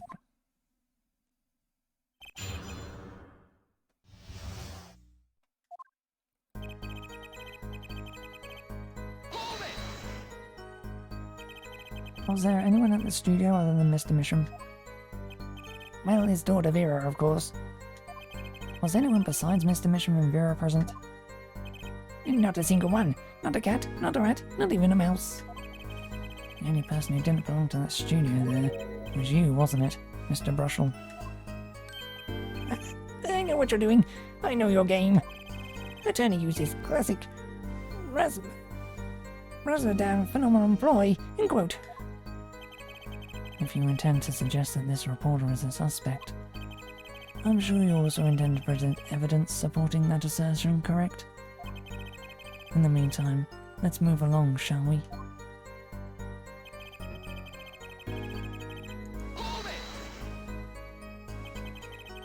So he put the letter away when he saw you. Early report gets worm. Early reporter gets worm, end quote. That's my secret.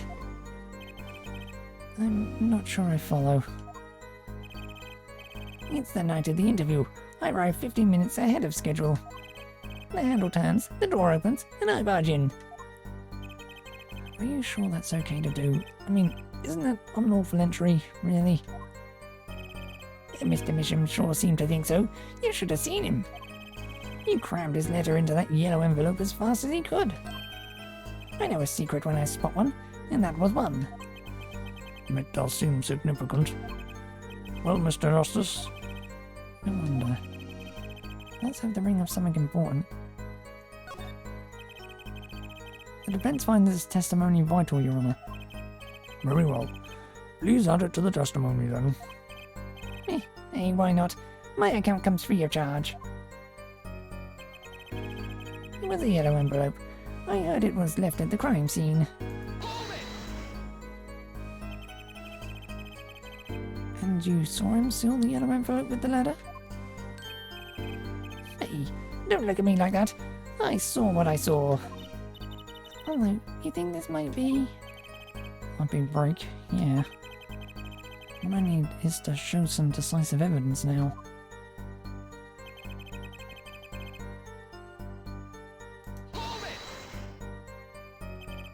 You didn't think anything might be wrong at the time?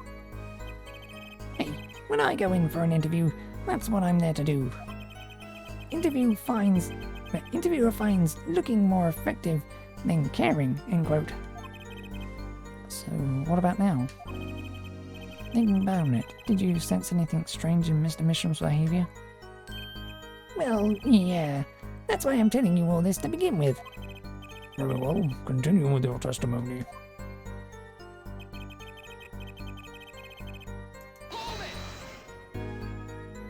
A suicide note?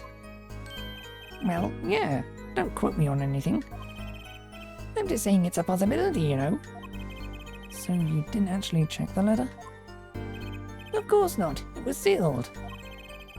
Contents of can unknown until can is opened. End quote. Contents of can unknown until can is opened. End quote. You can always check the label.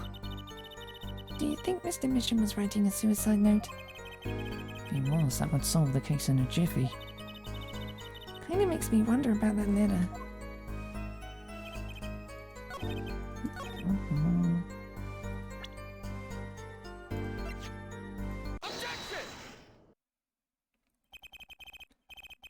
It just so happens there was a single letter in a desk drawer at the scene.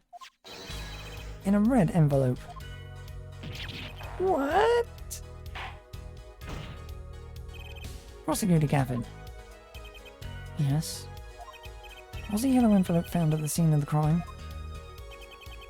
Unfortunately, no. But our forehead. It's easy to mistake the colour of an envelope. I guess.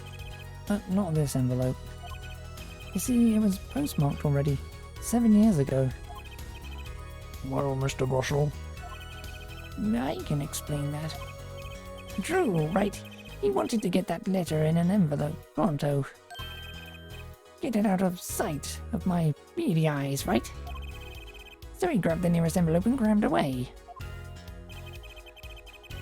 What about the whole red and yellow envelope contradiction, chump? well, Mr. Justice, have you anything to say to the witness's claim? That night, the victim put a letter he'd been writing in a red envelope. That's impossible. I like your expression. So full of confidence. It's simple, really.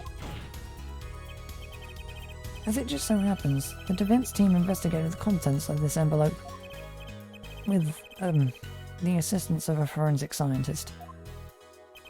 What? Note that this letter is addressed to Drew Misham. Oh, Why would he address a letter to himself? Let alone send a suicide note to himself. I've been scooped! Order, order, order! Mr. Brushell, can you explain this to the court? Oh my. How could I have forgotten? I suppose this happens to the best of us. Reporter gets old, forgets lots, end quote. I'm still waiting for an explanation, Mr. Brushell. Well, that's the thing, see. After he put his letter in that envelope, Mr. Misham sat there searching his desk drawer for something. His desk drawer? Yes, a stamp. A so-called postage stamp, end quote. A stamp? Whatever for? Well, to mail his letter. What else? And then, why yes, I think I saw him put it in his letterbox.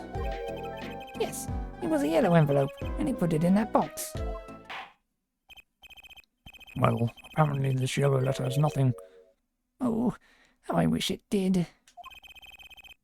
Just think, if that were a suicide note, what a story. Star writes suicide note in front of reporter, falls, end quote. As I was saying, that has nothing to do with this case.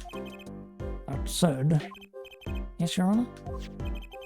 it makes me wonder about the contents of that red envelope.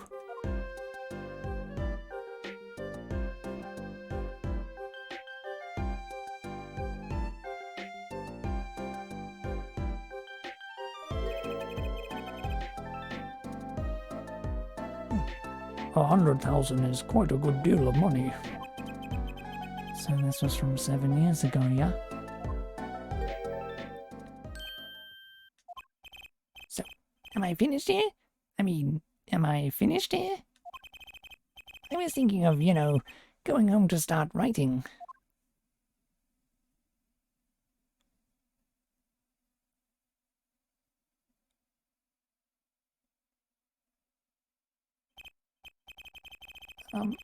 I hate to state what should be pretty obvious to anyone, but when you catch the scent of a story, you make that, rather unique face. Come on! Attorney has active imagination, little else, end quote. Even I noticed something. My eyes aren't what they used to be. You know, I'm starting to understand what all this perceiving stuff is about. Judge has active imagination, end quote. Please continue with your testimony. Tell us about the scent of a story. Hey, I'm the one asking the questions here, usually.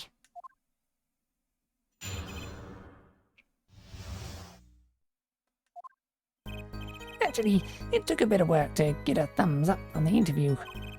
Reporter leverages story, gets his interview, end quote. The story concerned a certain case from 7 years ago. That red envelope probably had something to do with it. Say what you will, but Drew's talent was without compare. So you threatened to go to the press with this story? That's how you got your interview? Blackmail? Well, yes. I mean, no. It wasn't exactly black. I mean, I'm not. Something wrong, Mr. Brushell. Look. This is my story, my tidbit. Journalist's info is livelihood, end quote. I see. While you have me chatting away here, what's going on out there? What if some Wally Wordsworth or Sally Scooper gets wind of my story? They could be going to the press while I'm going to waste. The court feels your pain, Mr. Brushell. Mr. Justice, let's pick up the pace. Certain case 7 years ago. Wait, 7 years ago?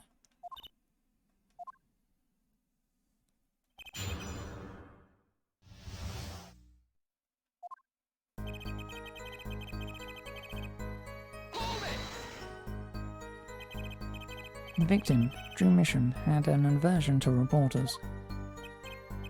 Boy, I guess. Not even my considerable charms did much for him. Until I finally got my thumbs up, that is. Maybe you can elaborate on that a bit for us.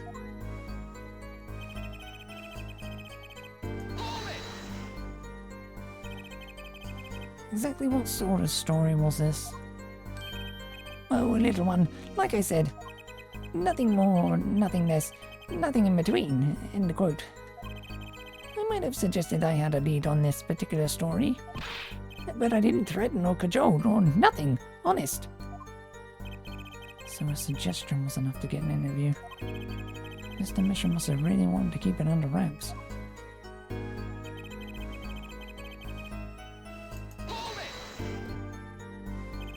A certain case 7 years ago? Tell us, what case? Let me state one thing, Mr. Attorney, and you can quote me on this. I can't talk about that case. Why not? It's about journalistic pride and staunchness and credibility and connections. Journalist reveals source only over his dead body, end quote. So what'll it be? Gonna strangle me? Dead men don't tell no tales. Ugh. Sounds pretty determined not to talk. Our chances of breaking him aren't looking good.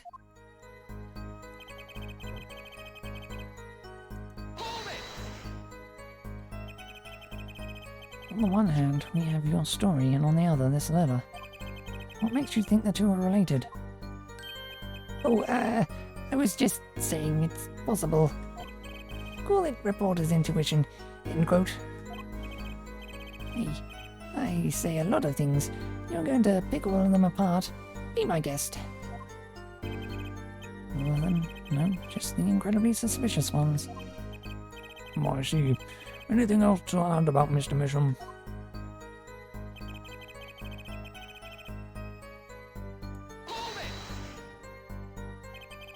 Just how amazing was Mr. Mission's talent? Huh? Ooh-wee boy. I mean, hey, he's a star, man. A star. The flow of his brush is like a great undulating river across the canvas. Artist paints light up studios like sun, end quote. The sky is full of wacky gestures. That one just now was wackier than usual. He looks kind of nervous to me, Apollo. Definitely. I'm sensing something different than before here. Maybe it's time to bring out you-know-what. That testimony left a bad taste in my mouth. It all makes sense. Nothing jumps out as ridiculous. Wonder what this story he's talking about is. Must have been good to get an interview with a famous recluse like that. Something powerful enough to drag Drew Misham out of hiding. I wonder. Maybe it had something to do with Mr. Misham's art.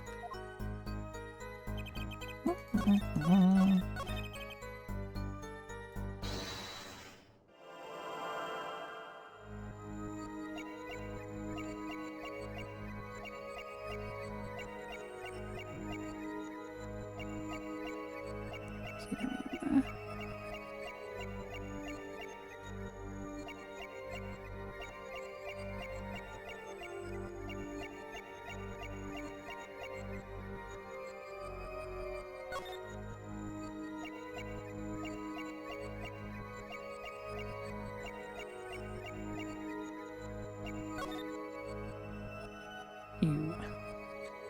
Okay.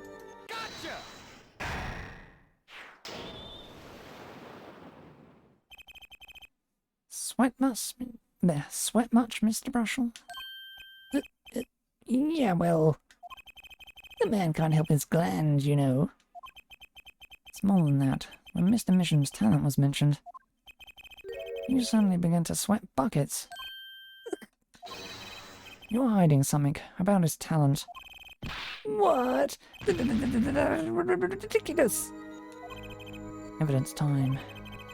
Let's show where Mr. Misham's true talent lay. It just so happens I have evidence showing the talent mentioned in that letter.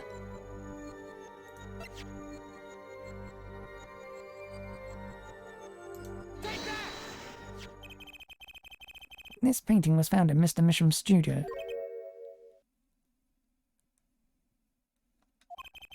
There are two problems with this painting. The first is that it wasn't painted by Mr. Misham. The second is that there was another painting in the studio, which looked exactly like this one, except it was only half done. Then we have a letter discussing a payment of 100,000, which suggests a certain business operation. The business of making forgeries.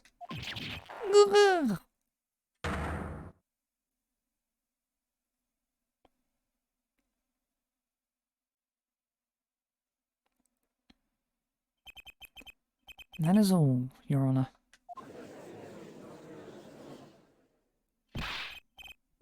Everyone, please, everyone. Can we keep this private, please? This is my story, my scoop. Forgery. That's a serious crime. True Misham is known as an artist these days, but there were rumours he dabbled in another kind of art until a few years back. Another art, meaning forgery? True Misham was talented, all right. Talented at making precise, detailed fakes. A fact that certain criminal elements were quick to discover. Criminal elements? What? You can't seriously be talking about. Exactly. I'm talking about forging evidence. The rumours started circulating 7 years ago. 7 years ago? So are we to understand that this letter, this payment of 100,000 was for? Exactly. Forged evidence nets tidy profit, end quote. Order, order, order! Why, it's like our victim was living a double life. This is my chance. So the victim had ties to the criminal world, right? He could have had plenty of enemies we know nothing about. This is my first time hearing of this criminal world. We certainly found no criminal connections when we conducted our investigation. But how do you explain all this money? You have to admit there's a possibility of some illegal activity here. And there is no proof tying this letter to our case. Our case was, and remains, simple from the beginning. Only the defendant could have poisoned that mug that night. And you, of course. Hey, the only thing I poison is my pen when I write reviews. Mr. Brushel, your testimony to this point has been quite unreliable. It doesn't speak well of your reporting acumen. What are you talking about? My journalism is rock solid. Journalism so solid you could stand an elephant on it, end quote. In any case, let's hear a summarized recap of your testimony. If we can ascertain the situation in that studio from the recap, the trial is over. Hello, what's he talking about? Cross-examination showed Mr. Brushel didn't have a reason or means to poison him. As long as there's no other suspects. Then the killer had to be Vera, that's what. This next testimony is our last chance. Mr. Brushel, your testimony, please.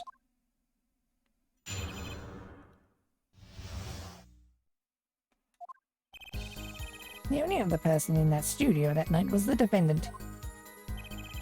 It was Vera who poured the coffee. She admitted as much herself. The only thing that touched Drew's lips during that interview was that mug. And nothing left that studio after he died. Nothing. Clearly the only one who could have poisoned him was his daughter.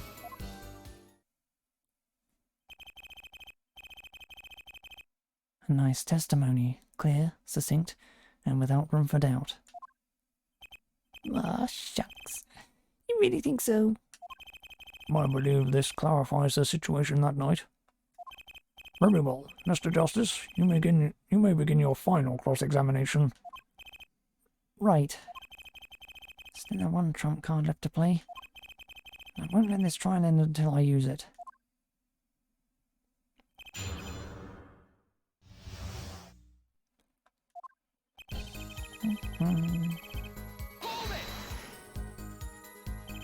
And that doesn't prove Vera poisoned it. How many times have we heard that one, Herr Forehead? The poison reached its victim via that coffee mug. But from where did that coffee come from? Not to beat a dead horse again and again, but perhaps you could fill us in. I'm on it. You need a horse beat? I'm your man.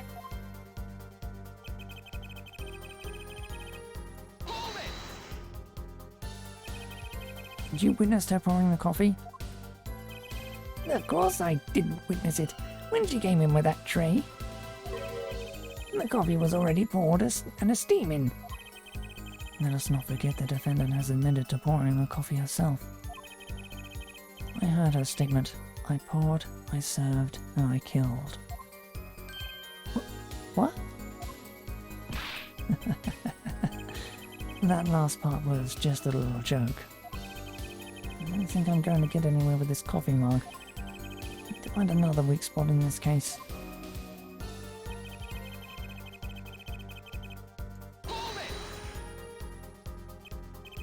You're sure about that? Well, to be really precise, I was busy gobbling mint candies the whole time. One of those candies might have been poisoned. Yet at the time of the autopsy, no fresh fragrance had been filled the room. No mint residue was found. It was a long shot anyway. Don't tell me you're still trying to prove this. You think the victim ate, drank, or otherwise ingested something other than coffee? Well, Mr. Justice, if you have some proof. Possibility is there, I can feel it. Just maybe not prove it, not yet. The possibility isn't going to cut it, not now. Mr. Misham ingested that poison via a route other than that coffee. Not yet. It can't be proven. I do believe our little forehead is growing up.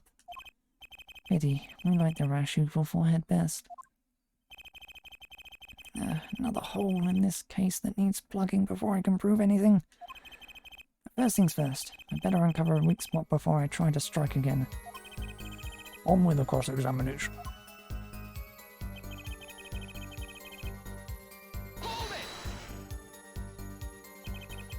Not one thing? You're sure? Yep, sure as can be. Well, with one exception. One exception? What? Journalist Spark Brushel does interview. Leave studio. End quote.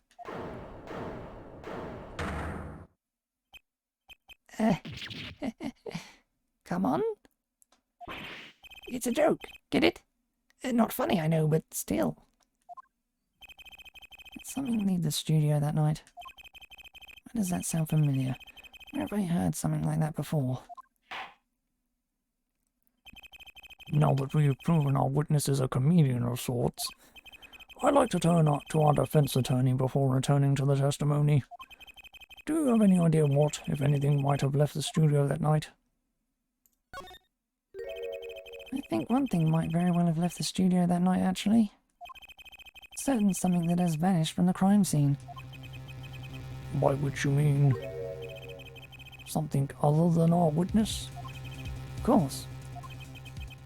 Don't tell me, Vera Misham. Believe me, any comic relief I may provide is entirely unintentional. Then let's see what What have you got for us, Mr. Justice? Well, this thing wasn't at the scene of the crime, so I can't show it to you. But I do have evidence that shows how it could have been taken from the scene. This is the only link between that studio and the outside world.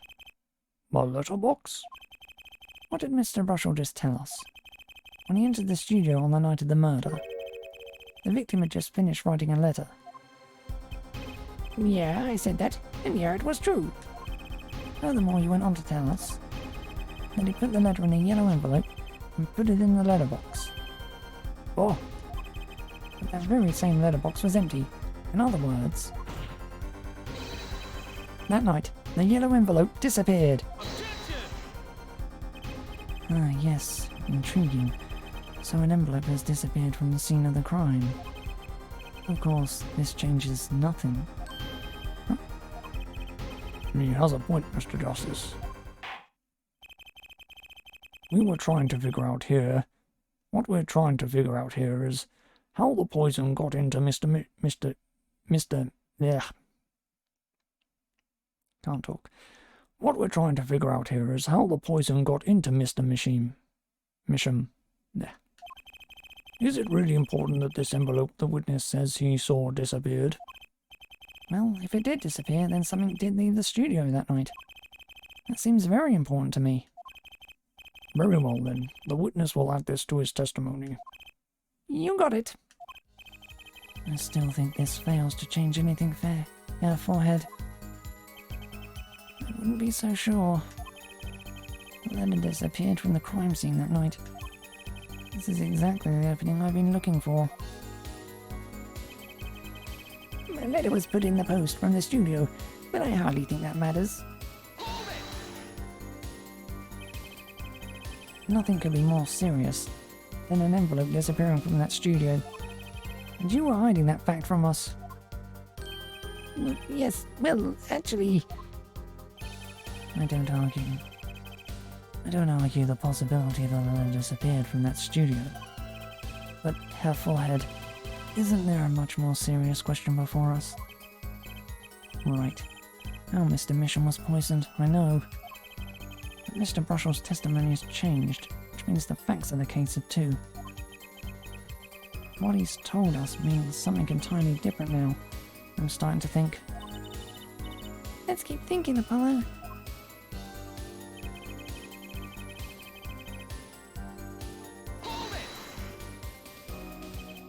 You say clearly as though it was obvious.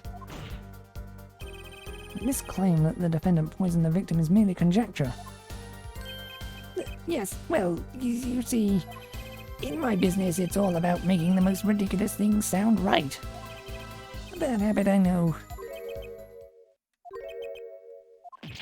Yes, well, actually, I guess this is more of a case of ridiculous journalist sounds wrong, end quote. The court is forced to agree with you. Please refrain from wild conjecture. Understood loud and clear. If only I could believe that. What do you think, Apollo? Everything he's saying seems so not flawed. Well, that's kind of what you want from a testimony, really. You need to keep an eye on what matters. How and why was Drew Misham killed? You're up the coffee. That's not going to change. If that coffee didn't kill him, I need to find what did, and prove it.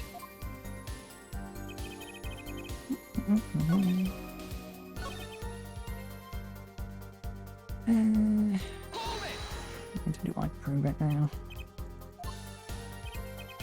Yeah, we've heard all this already.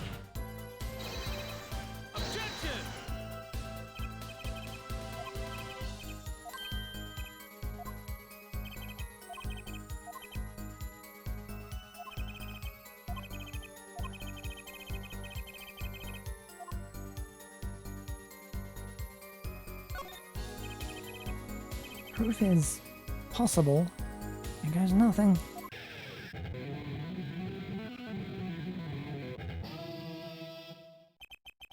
You do understand what we need, yeah?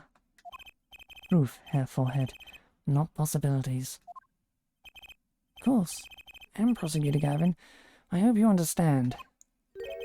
I'm ready to give you that proof. What did you say? I approve of the disappearing envelope. I saw him writing a letter. I did. Which was picked up by the mailman, I assume. Of course, which means... that envelope had a stamp on it. A stamp. Ah! As we all know, stamps come with dried glue on the back. In order to use the glue, you have to wet it by licking the stamp.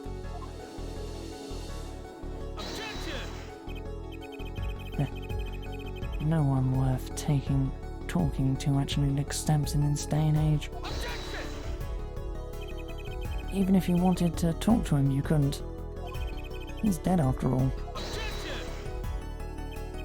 Okay, so he licked the stamp. But wait. How does that explain the atropine on the rim of the coffee mug? If he licked the back of a poisoned stamp, the poison would get on his tongue, yes? What would then happen if he put the coffee mug to his mouth, Those traces on the mug weren't the killer's doing. It was the other way around. What? The coffee mug didn't poison Mr. Mission.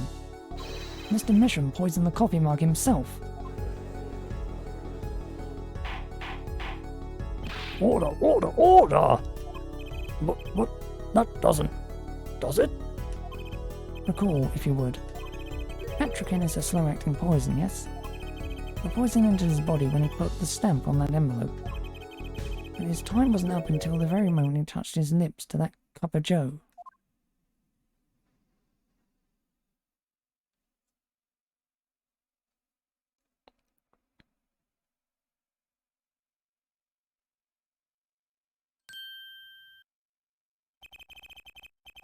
You have something to add, Mr. Brussel? Oh, his nose is picking up another scent. As I believe I mentioned earlier. Well, that's the thing, see. After he put his letter in that envelope, Mr. Misham sat there searching his desk drawer for something. Yes, a stamp. A so-called postage stamp. End quote. But you know, I don't seem to remember him ever finding one. Maybe he'd just run out.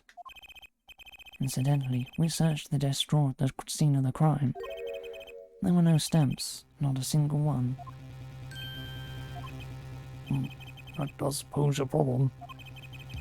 How will you prove that the stamp was coated with poison? Actually, I'm glad none of the stamps were found. Makes proving the stamp he used was poison possible. Good show, good show. You can't even prove there was a stamp at the scene in the first place. Well, let's hear what the defense has to say anyway. Where's your evidence that proves the existence of this poisoned stamp?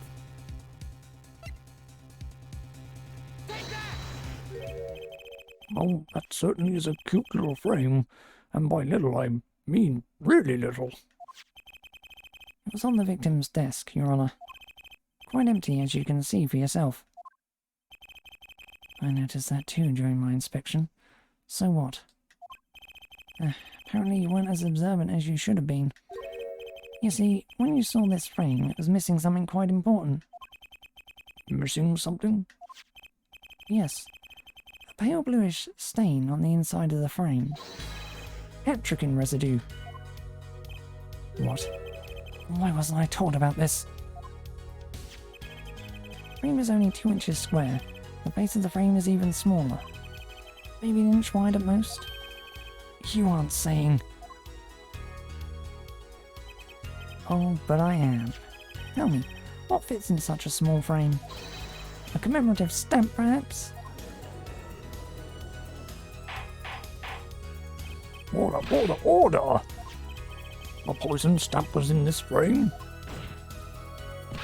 Impossible. Prosecutor Gavin? Why would he put something like that on his desk?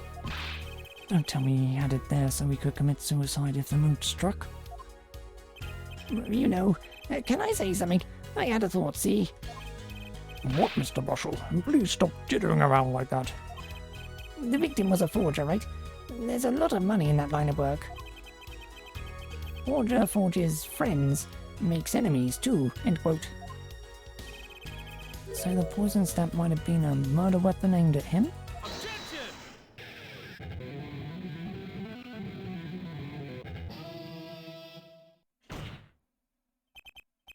Oh, rich. That's rich. Leave the ridiculous flights of fancy to the Gavineers' song lyrics, please. Finally, something we agree on. The stamp was a murder weapon? Nonsense. Murder is a simple business. Who would go to such lengths? No one. Oh, I disagree. Come again. Recall, if you would, the victim's reclusive lifestyle. Drew Misham hid from the world. He avoided meetings. His only contact with the outside world was the mail. The mail? Now, if you wanted to kill someone you couldn't meet, but you knew read letters, stamp would be the perfect weapon. Ridiculous. Where's your proof? I want proof.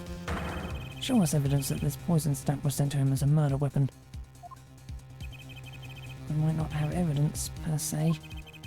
Things are finally starting to come together. What is it, Apollo? Your fists are trembling. I think I know what happened. I don't believe it, but I can see it. I think I know how Mr. Mission was killed. Well, fill us in, Mr. Justice. A certain piece of evidence points to the truth, Your Honor. I can show you how someone with the intent to kill sent Mr. Mission the stamp of death.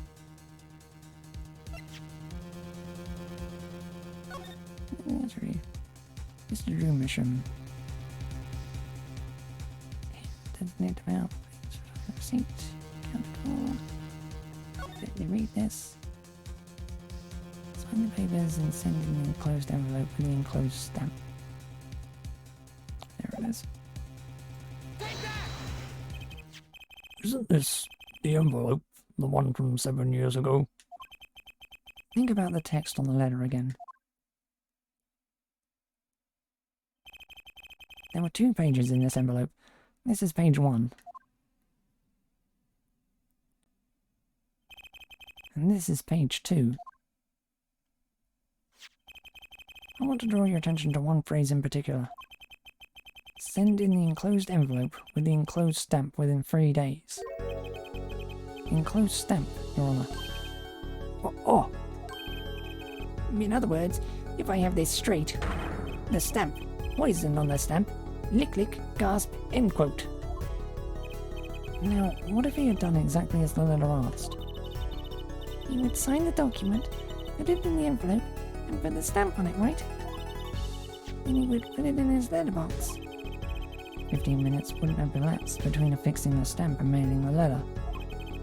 But the clock started ticking, and when the time came, he drew his last breath. And the murder weapon would be taken away from the scene. Quite conveniently, thanks to the postal system.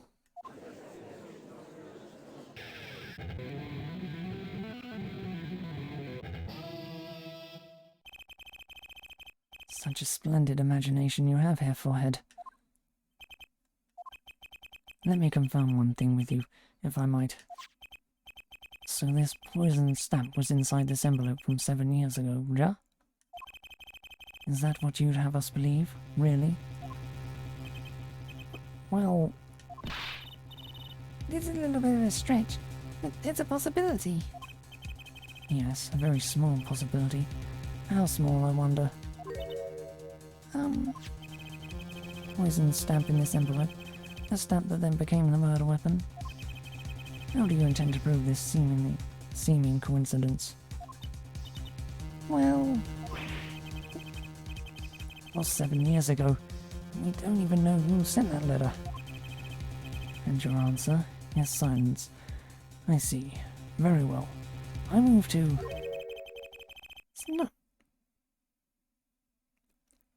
It's not nice to pick on the Fraulein, Clavier. Clavier. Emma? Well, like my Christoph Gavin impression, Did I sound like him?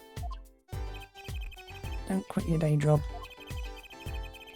Don't you have a crime scene to be looking after, Fraulein Detective? Someone had to come dig you out of all this mess you're making of this case. Mess?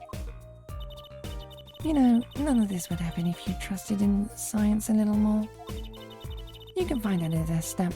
You can find out if that stamp was in that envelope easy. Care to explain yourself, Fraulein Detective? Glare at me all you want, but science is on my side. It's all in the residue, right? That's right. The poison detection spray. Produce the red envelope at once. You can open it on the authority of the court.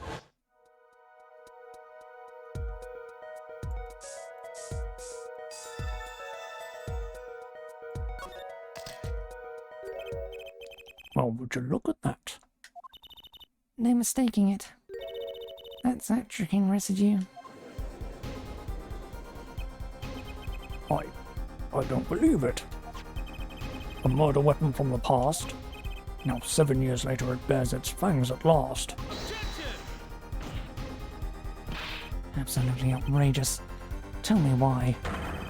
Why didn't this murder take place 7 years ago? Well, there's one possibility. Maybe Mr. Mission figured it out. Figured out what? He realized that the person who sent that letter wanted him dead. So he sent his reply with a different stamp. And put his decisive evidence in a frame.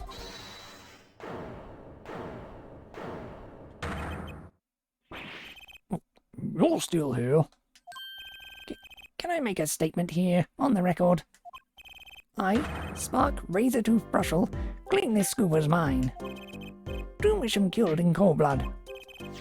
By sender of 7-year-old letter, end quote. No, maybe something more succinct. Star falls after 7-year delay, end quote. Order, order, order! I see no room for further argument here. Though I admit this is all coming as quite a shock. To think that the murder weapon reached his mouth after 7 years. Stamp his ticket straight to afterlife, end quote. Uh-oh, I think the witness is a bad influence on our judge. I see no need for further I see no need for further debate on this matter. The sender of that letter 7 years ago could hardly have been our defendant. Apollo? I think we just won. Very well. This court finds the defendant.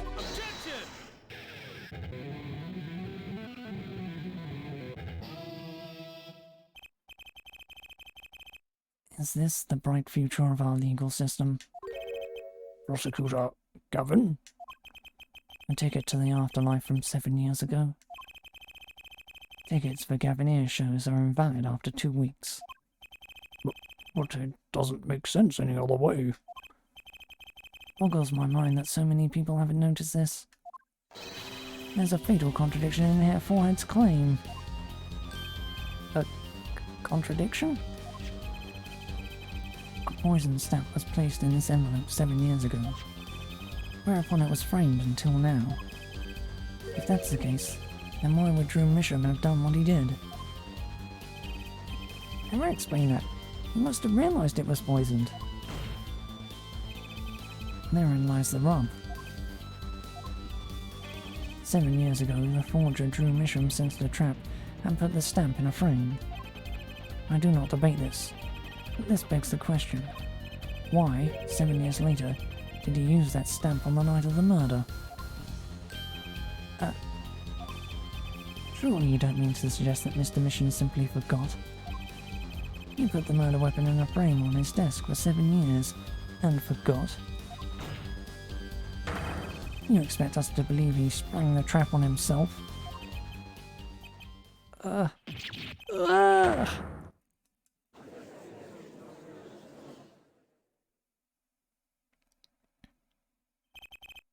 While I admit this is all quite shocking myself, it does seem highly unlikely that he would fall afoul of a trap. that had been sitting on his desk for 7 years. Apollo? I don't think we're winning anymore. I'm glad to see we're all back in the real world now. Welcome back to reality. We've been waiting for you.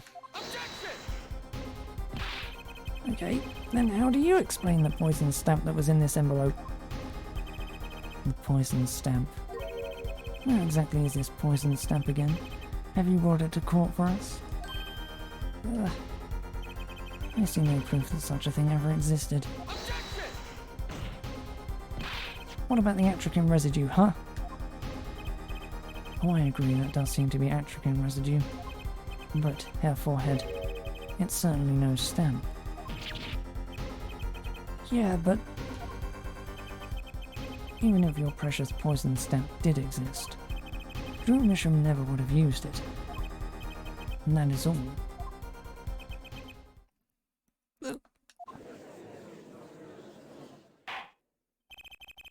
I believe we've come to a conclusion again.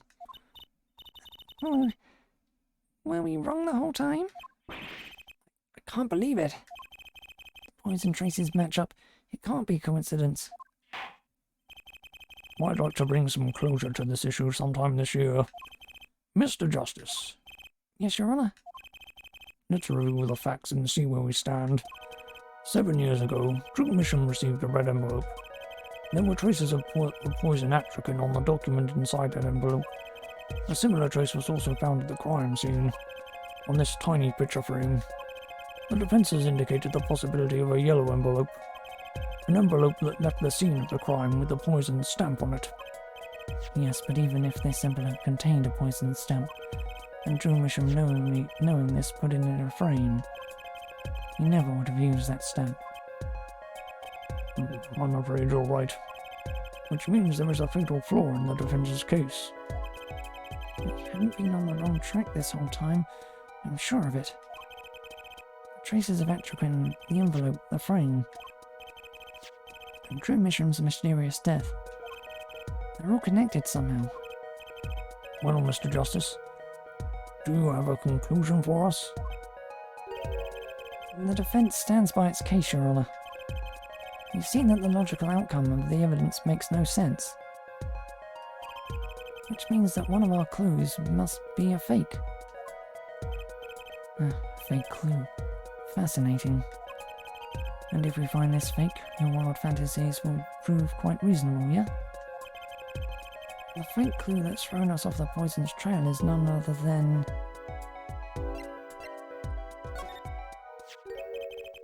The victim was a fake clue? I'm afraid I don't understand. I'll explain. We have an envelope, a frame, and a mug linked by poison. That all makes sense. What doesn't make sense is the victim himself. Objection! Congratulations. You've completely lost me. So the fake evidence is none other than the master of fake himself, the forger? It makes a good story, I'll give you that. The fake clue, fakes, forgeries. I know that face. That's the I've just had an idea face. Don't know if I'm right, but I'm going with it anyway. What if our forger is the fake? Come again. 7 years ago, our forger sniffed a trap and stepped aside. 7 years passed, and now the forger stumbles into that very same trap and dies. Why? That's what I want to know. Because the forger who was killed was a fake. Here we are again.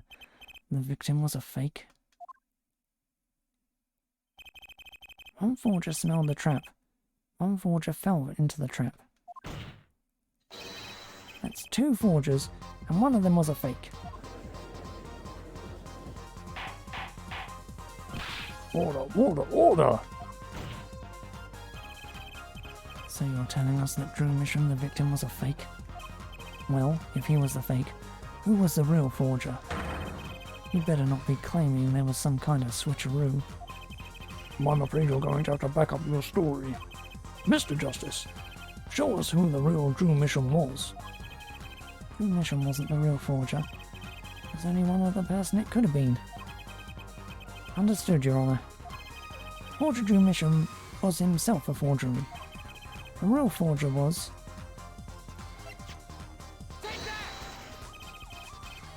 There can be only one explanation, really. The real identity of the forger known as Drew Mission is none other than his own daughter, Vera Mission. Only daughter, yeah.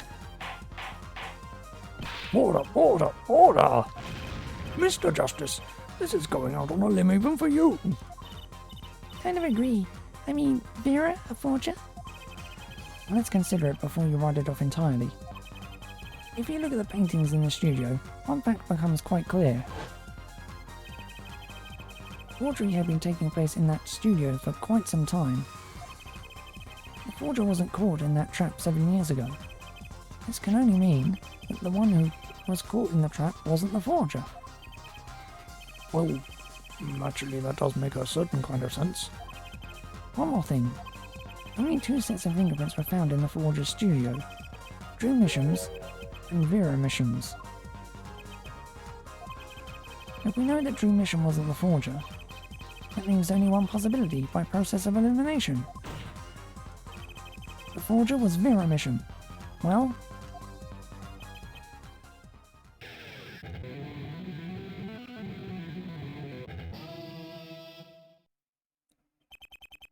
Fascinating.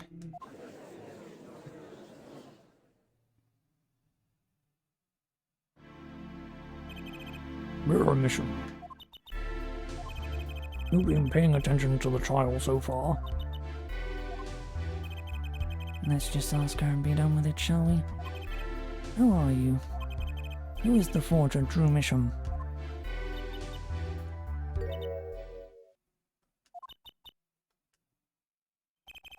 Was that an expression of emotion I saw on her face? She's staring holes into Prosecutor Gavin's face. I'm used to being stared at by Fräuleins, believe me. Though they usually talk to me too.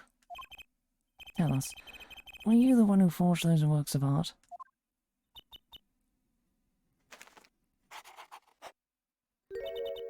Yes.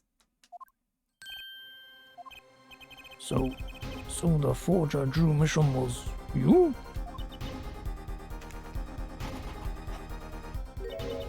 Yes. It was me. What?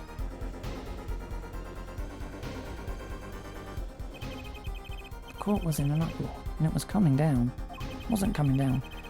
We had to break for a 10-minute recess.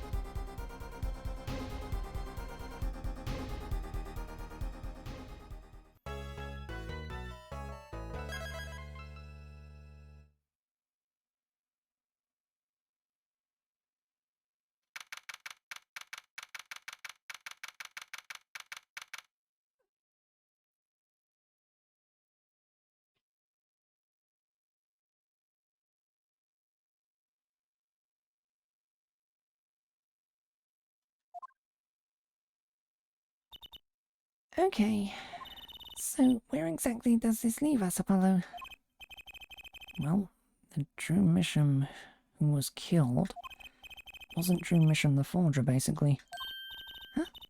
Well then, who was he? Well, he was actually doing her nails. So, you really made those forgeries?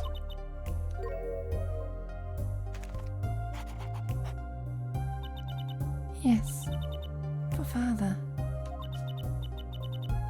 I know it was wrong. Could you tell us how it happened? My father was a painter. I loved painting ever since I was a child. One day, Father saw it in me. Thought that I had the talent. The talent for making forgeries? How should I say it? It was not only paintings I made. Given the materials, I could make anything. Anything? Father was so proud, and I so happy. But in the end, I was making those. Forgeries. I've never had a good constitution, nor personality. I know very little of the world outside my door. Now, because of me, Father is... Do you know about this red envelope? I remember that envelope. It was some time ago. So you were already, you were already creating new works back then? I started when I was only 12 years old. So the one who figured out the stamp was poisoned. That was... Mr. Justice, it's time. To the courtroom, please. Right. Out of time. Wait, Vera, just one more thing, please. Those 3 paintings in the studio. I painted those as part of my work.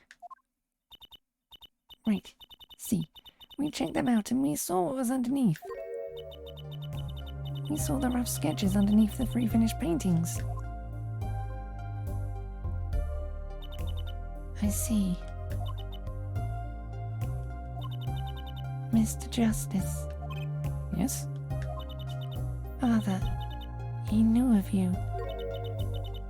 Of both of you. Your late father? He was watching, gathering information. All about the Wright & Co. law offices. But lately we're not doing just law. Yes, you do tricks, gags to amuse, and play piano. Well, they're not really gags. Yet, when Father heard you had resumed the legal business, how pleased he was. Who was Mr. Mission? How am I supposed to know? What if he was Daddy? Judging from the relative ages involved, I'd say it's highly unlikely.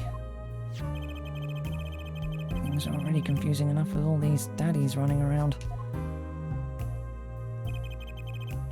You know that the victim's daughter Vera was the forger. What does this mean for the case? Guess we're about to find out.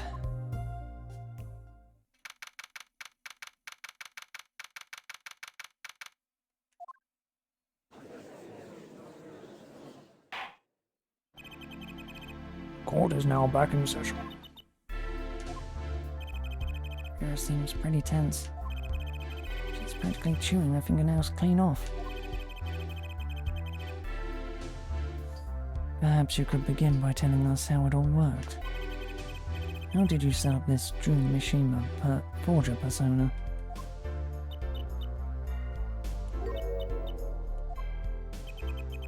It's that stare again. She's drilling more holes into his head. I know it's hard for you, but hey, he's a handsome guy. What's hard? Very well, miss. If you would. Did you really make those detestable forgeries? Perhaps you'd rather answer my question. Were you the one who painted that painting? A remarkably similar one? Yes. They painted it. Yes. Father praised me quite highly for it. So, she was the one who made the forgeries. Yet she did not wish to reveal the truth of their operation. So the victim was a stand-in, a decoy. To the world at large, he was the forger, not her. I've done a bad thing. I have, haven't I? Regardless, we need a little more information. About, for instance, this. You have seen this before, yeah? Yes. It was in the desk drawer. Very well. You may proceed with your testimony. Tell us everything you know about this envelope.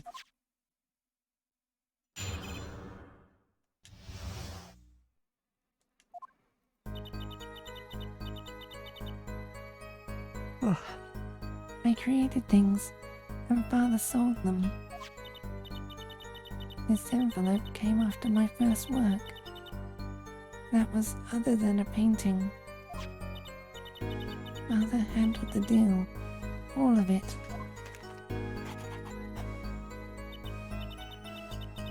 I received the stamp that was in that envelope. It was after that job that we moved to the current studio. There certainly was much of great interest in your testimony. Not that the witness realizes it. Very well. Please begin the cross-examination. Right, okay. I need more information about this forger. This Drew Mishima. Mishma. Ech.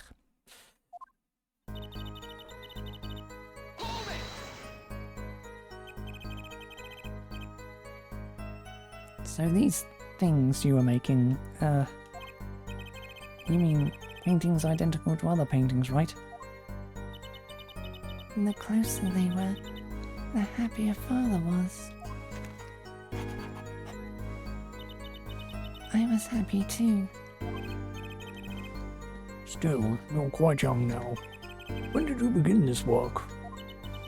My first painting sold when I was 12.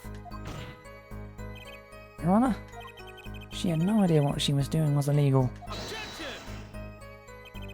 Easy there, little attorney. You're not here to defend her for the crime of forgery. True. Please, tell us more about this envelope. This envelope that may very well have killed your father. All right.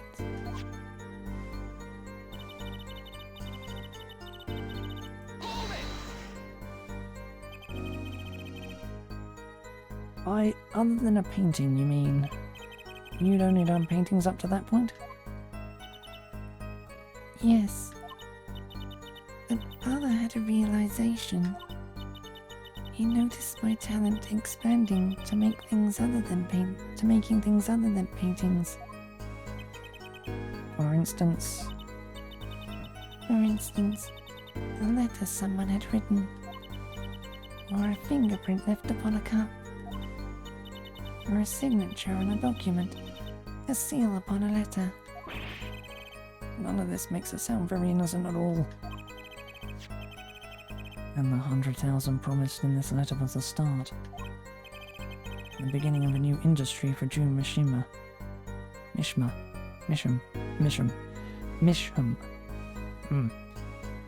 The beginning of a new industry for Drew Misham. A new industry. The creation of items to be used in criminal proceedings. Forging evidence, in other words. Uh-oh.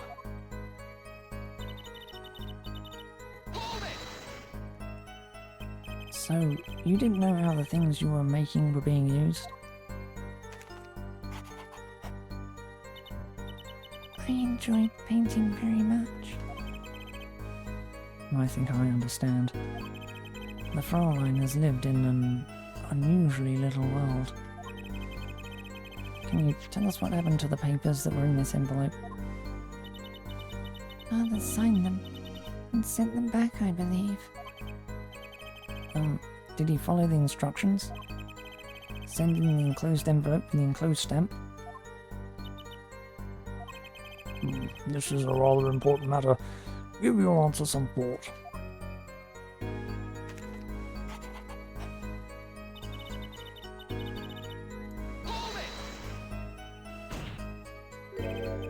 What do you mean you received it? Did I do something wrong? You didn't use that stamp because it was dangerous, correct? Deadly poison on the back. Atracan. A moment, Herr Forehead. You can't force an answer upon the witness. Now then, perhaps you would tell me, Fräulein Vera. Why did you receive this stamp? Is something wrong? It was beautiful. Oh, you mean it was one of those commemorative stamps? Yes, I think it was. So, you didn't know about the poison?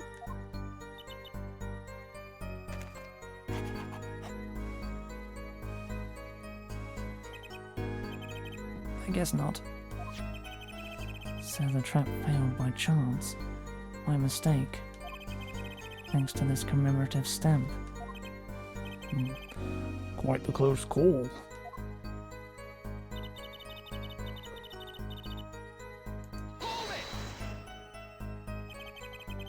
You mean you moved to where the current Drew studio is? Yes, I saw very few people there. I began drawing picture books. And a single job had tied them to the criminal underworld. I think Mr. Misham wished to reduce their visibility in the world at large. When we had to meet someone for some reason, Father posed as the creator of the work. So that was the real essence of the artist Drew Misham. You did the work and he supplied the face. So, you really didn't know anything, did you? You had no idea how much danger you were in.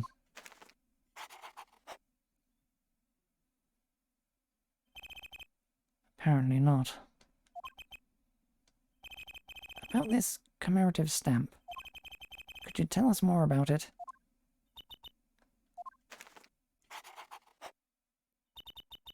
It was very pretty, and more than that, Yes? it was a picture of the people I liked at the time. This is something new.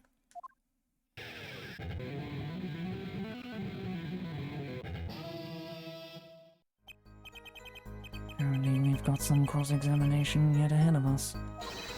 If you would be so kind as to continue your testimony, Fräulein.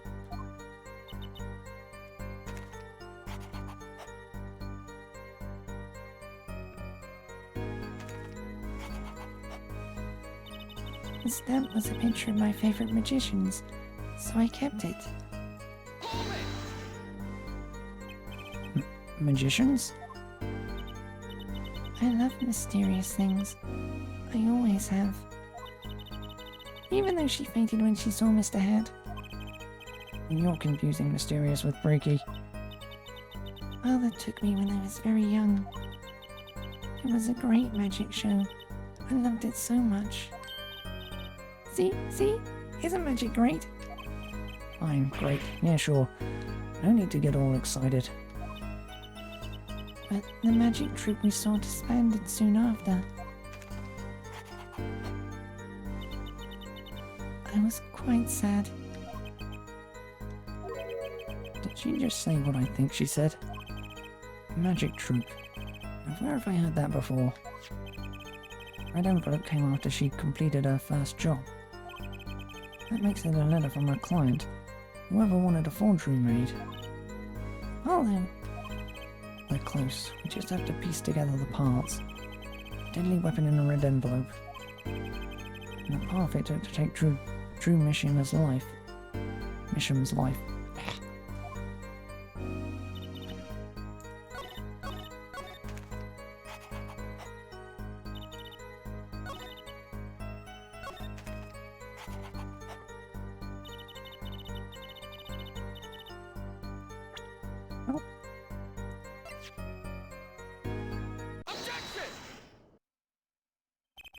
Those magicians you liked, was it this bunch?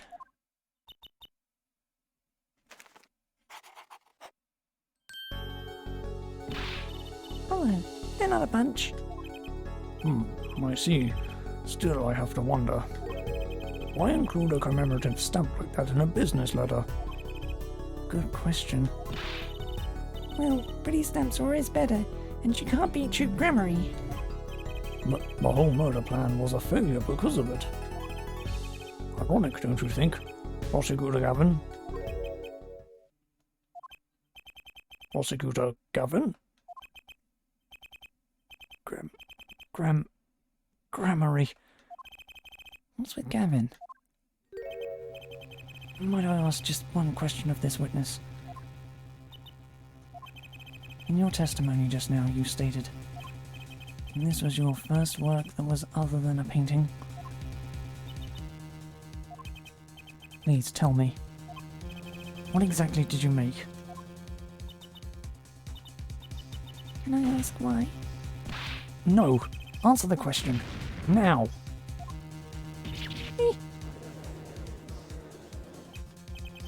Prosecutor Gavin? You're usually not the one whose volume concerns me. Yes, it is unbecoming of me, I apologize. But I must know, please, Miss Misham, tell me. It was a book. A single page in a book. A book? Please be more specific. It was a handwritten book. Like a diary.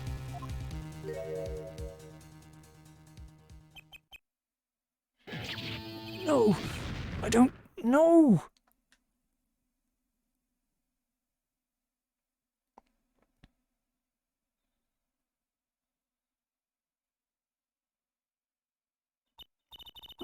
What's wrong with Prosecutor Gavin? He looks like he just saw a ghost. Miss Misham, this book. Was there a picture of a silk hat on the back cover? Yes or no? How did you know? Prosecutor Gavin, the defendant is answering all of your questions. Stop badgering her. He's told you nothing, has he? Your soiled, sullied mentor. Nothing. Sullied? Who? Phoenix Wright. Who else? Daddy? He never told you about the trial 7 years ago. About how he came to lose his attorney's badge. There was a certain piece of evidence that decided his fate, you know. A certain diary. On the back it bore the mark of a silk hat. What? Phoenix Wright tossed out of the profession by false evidence? And the forger who made that evidence? Is this girl standing right in front of me? Vera, you must tell us. The evidence you made was used in a trial 7 years ago. Who asked? Who asked Drew Masham? Who asked Drew Masham, you, to forge that evidence? For all of our sakes, who was it?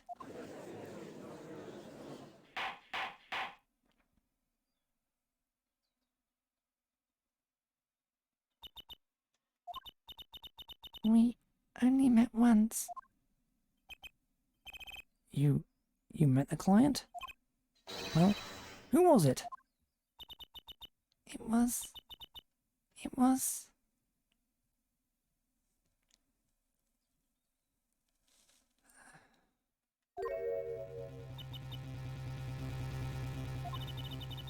What's going on with Vera? She's staring at Prosecutor Gavin's face.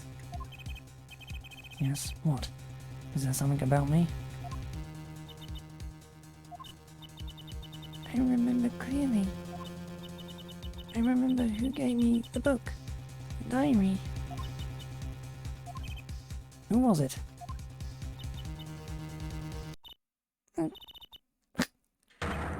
Vera?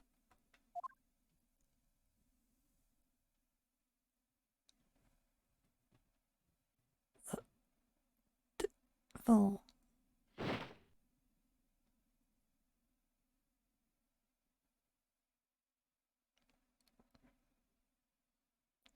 Defendant Vera Misham, condition unconscious. Examiner's diagnosis, acute atrakin poisoning.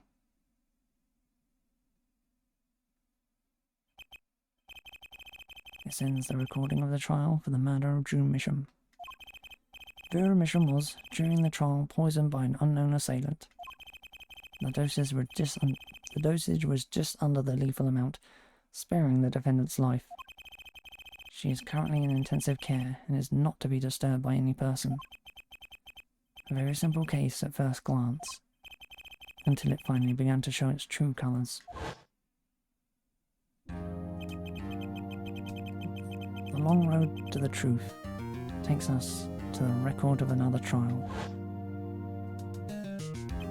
In some ways, that was the starting point of it all. And that is where we must go to find the whole truth.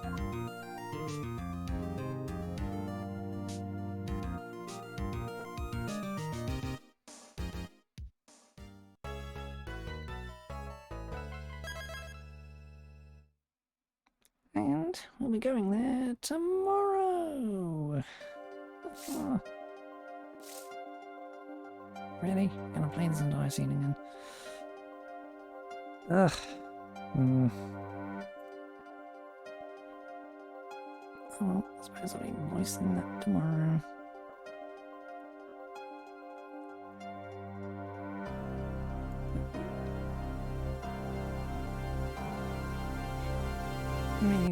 Meet the first ever all Google phone. And you Twitch. Being annoying. Anywho, that shall be all for now though. I'll be back tomorrow with the rest of the case. Bye!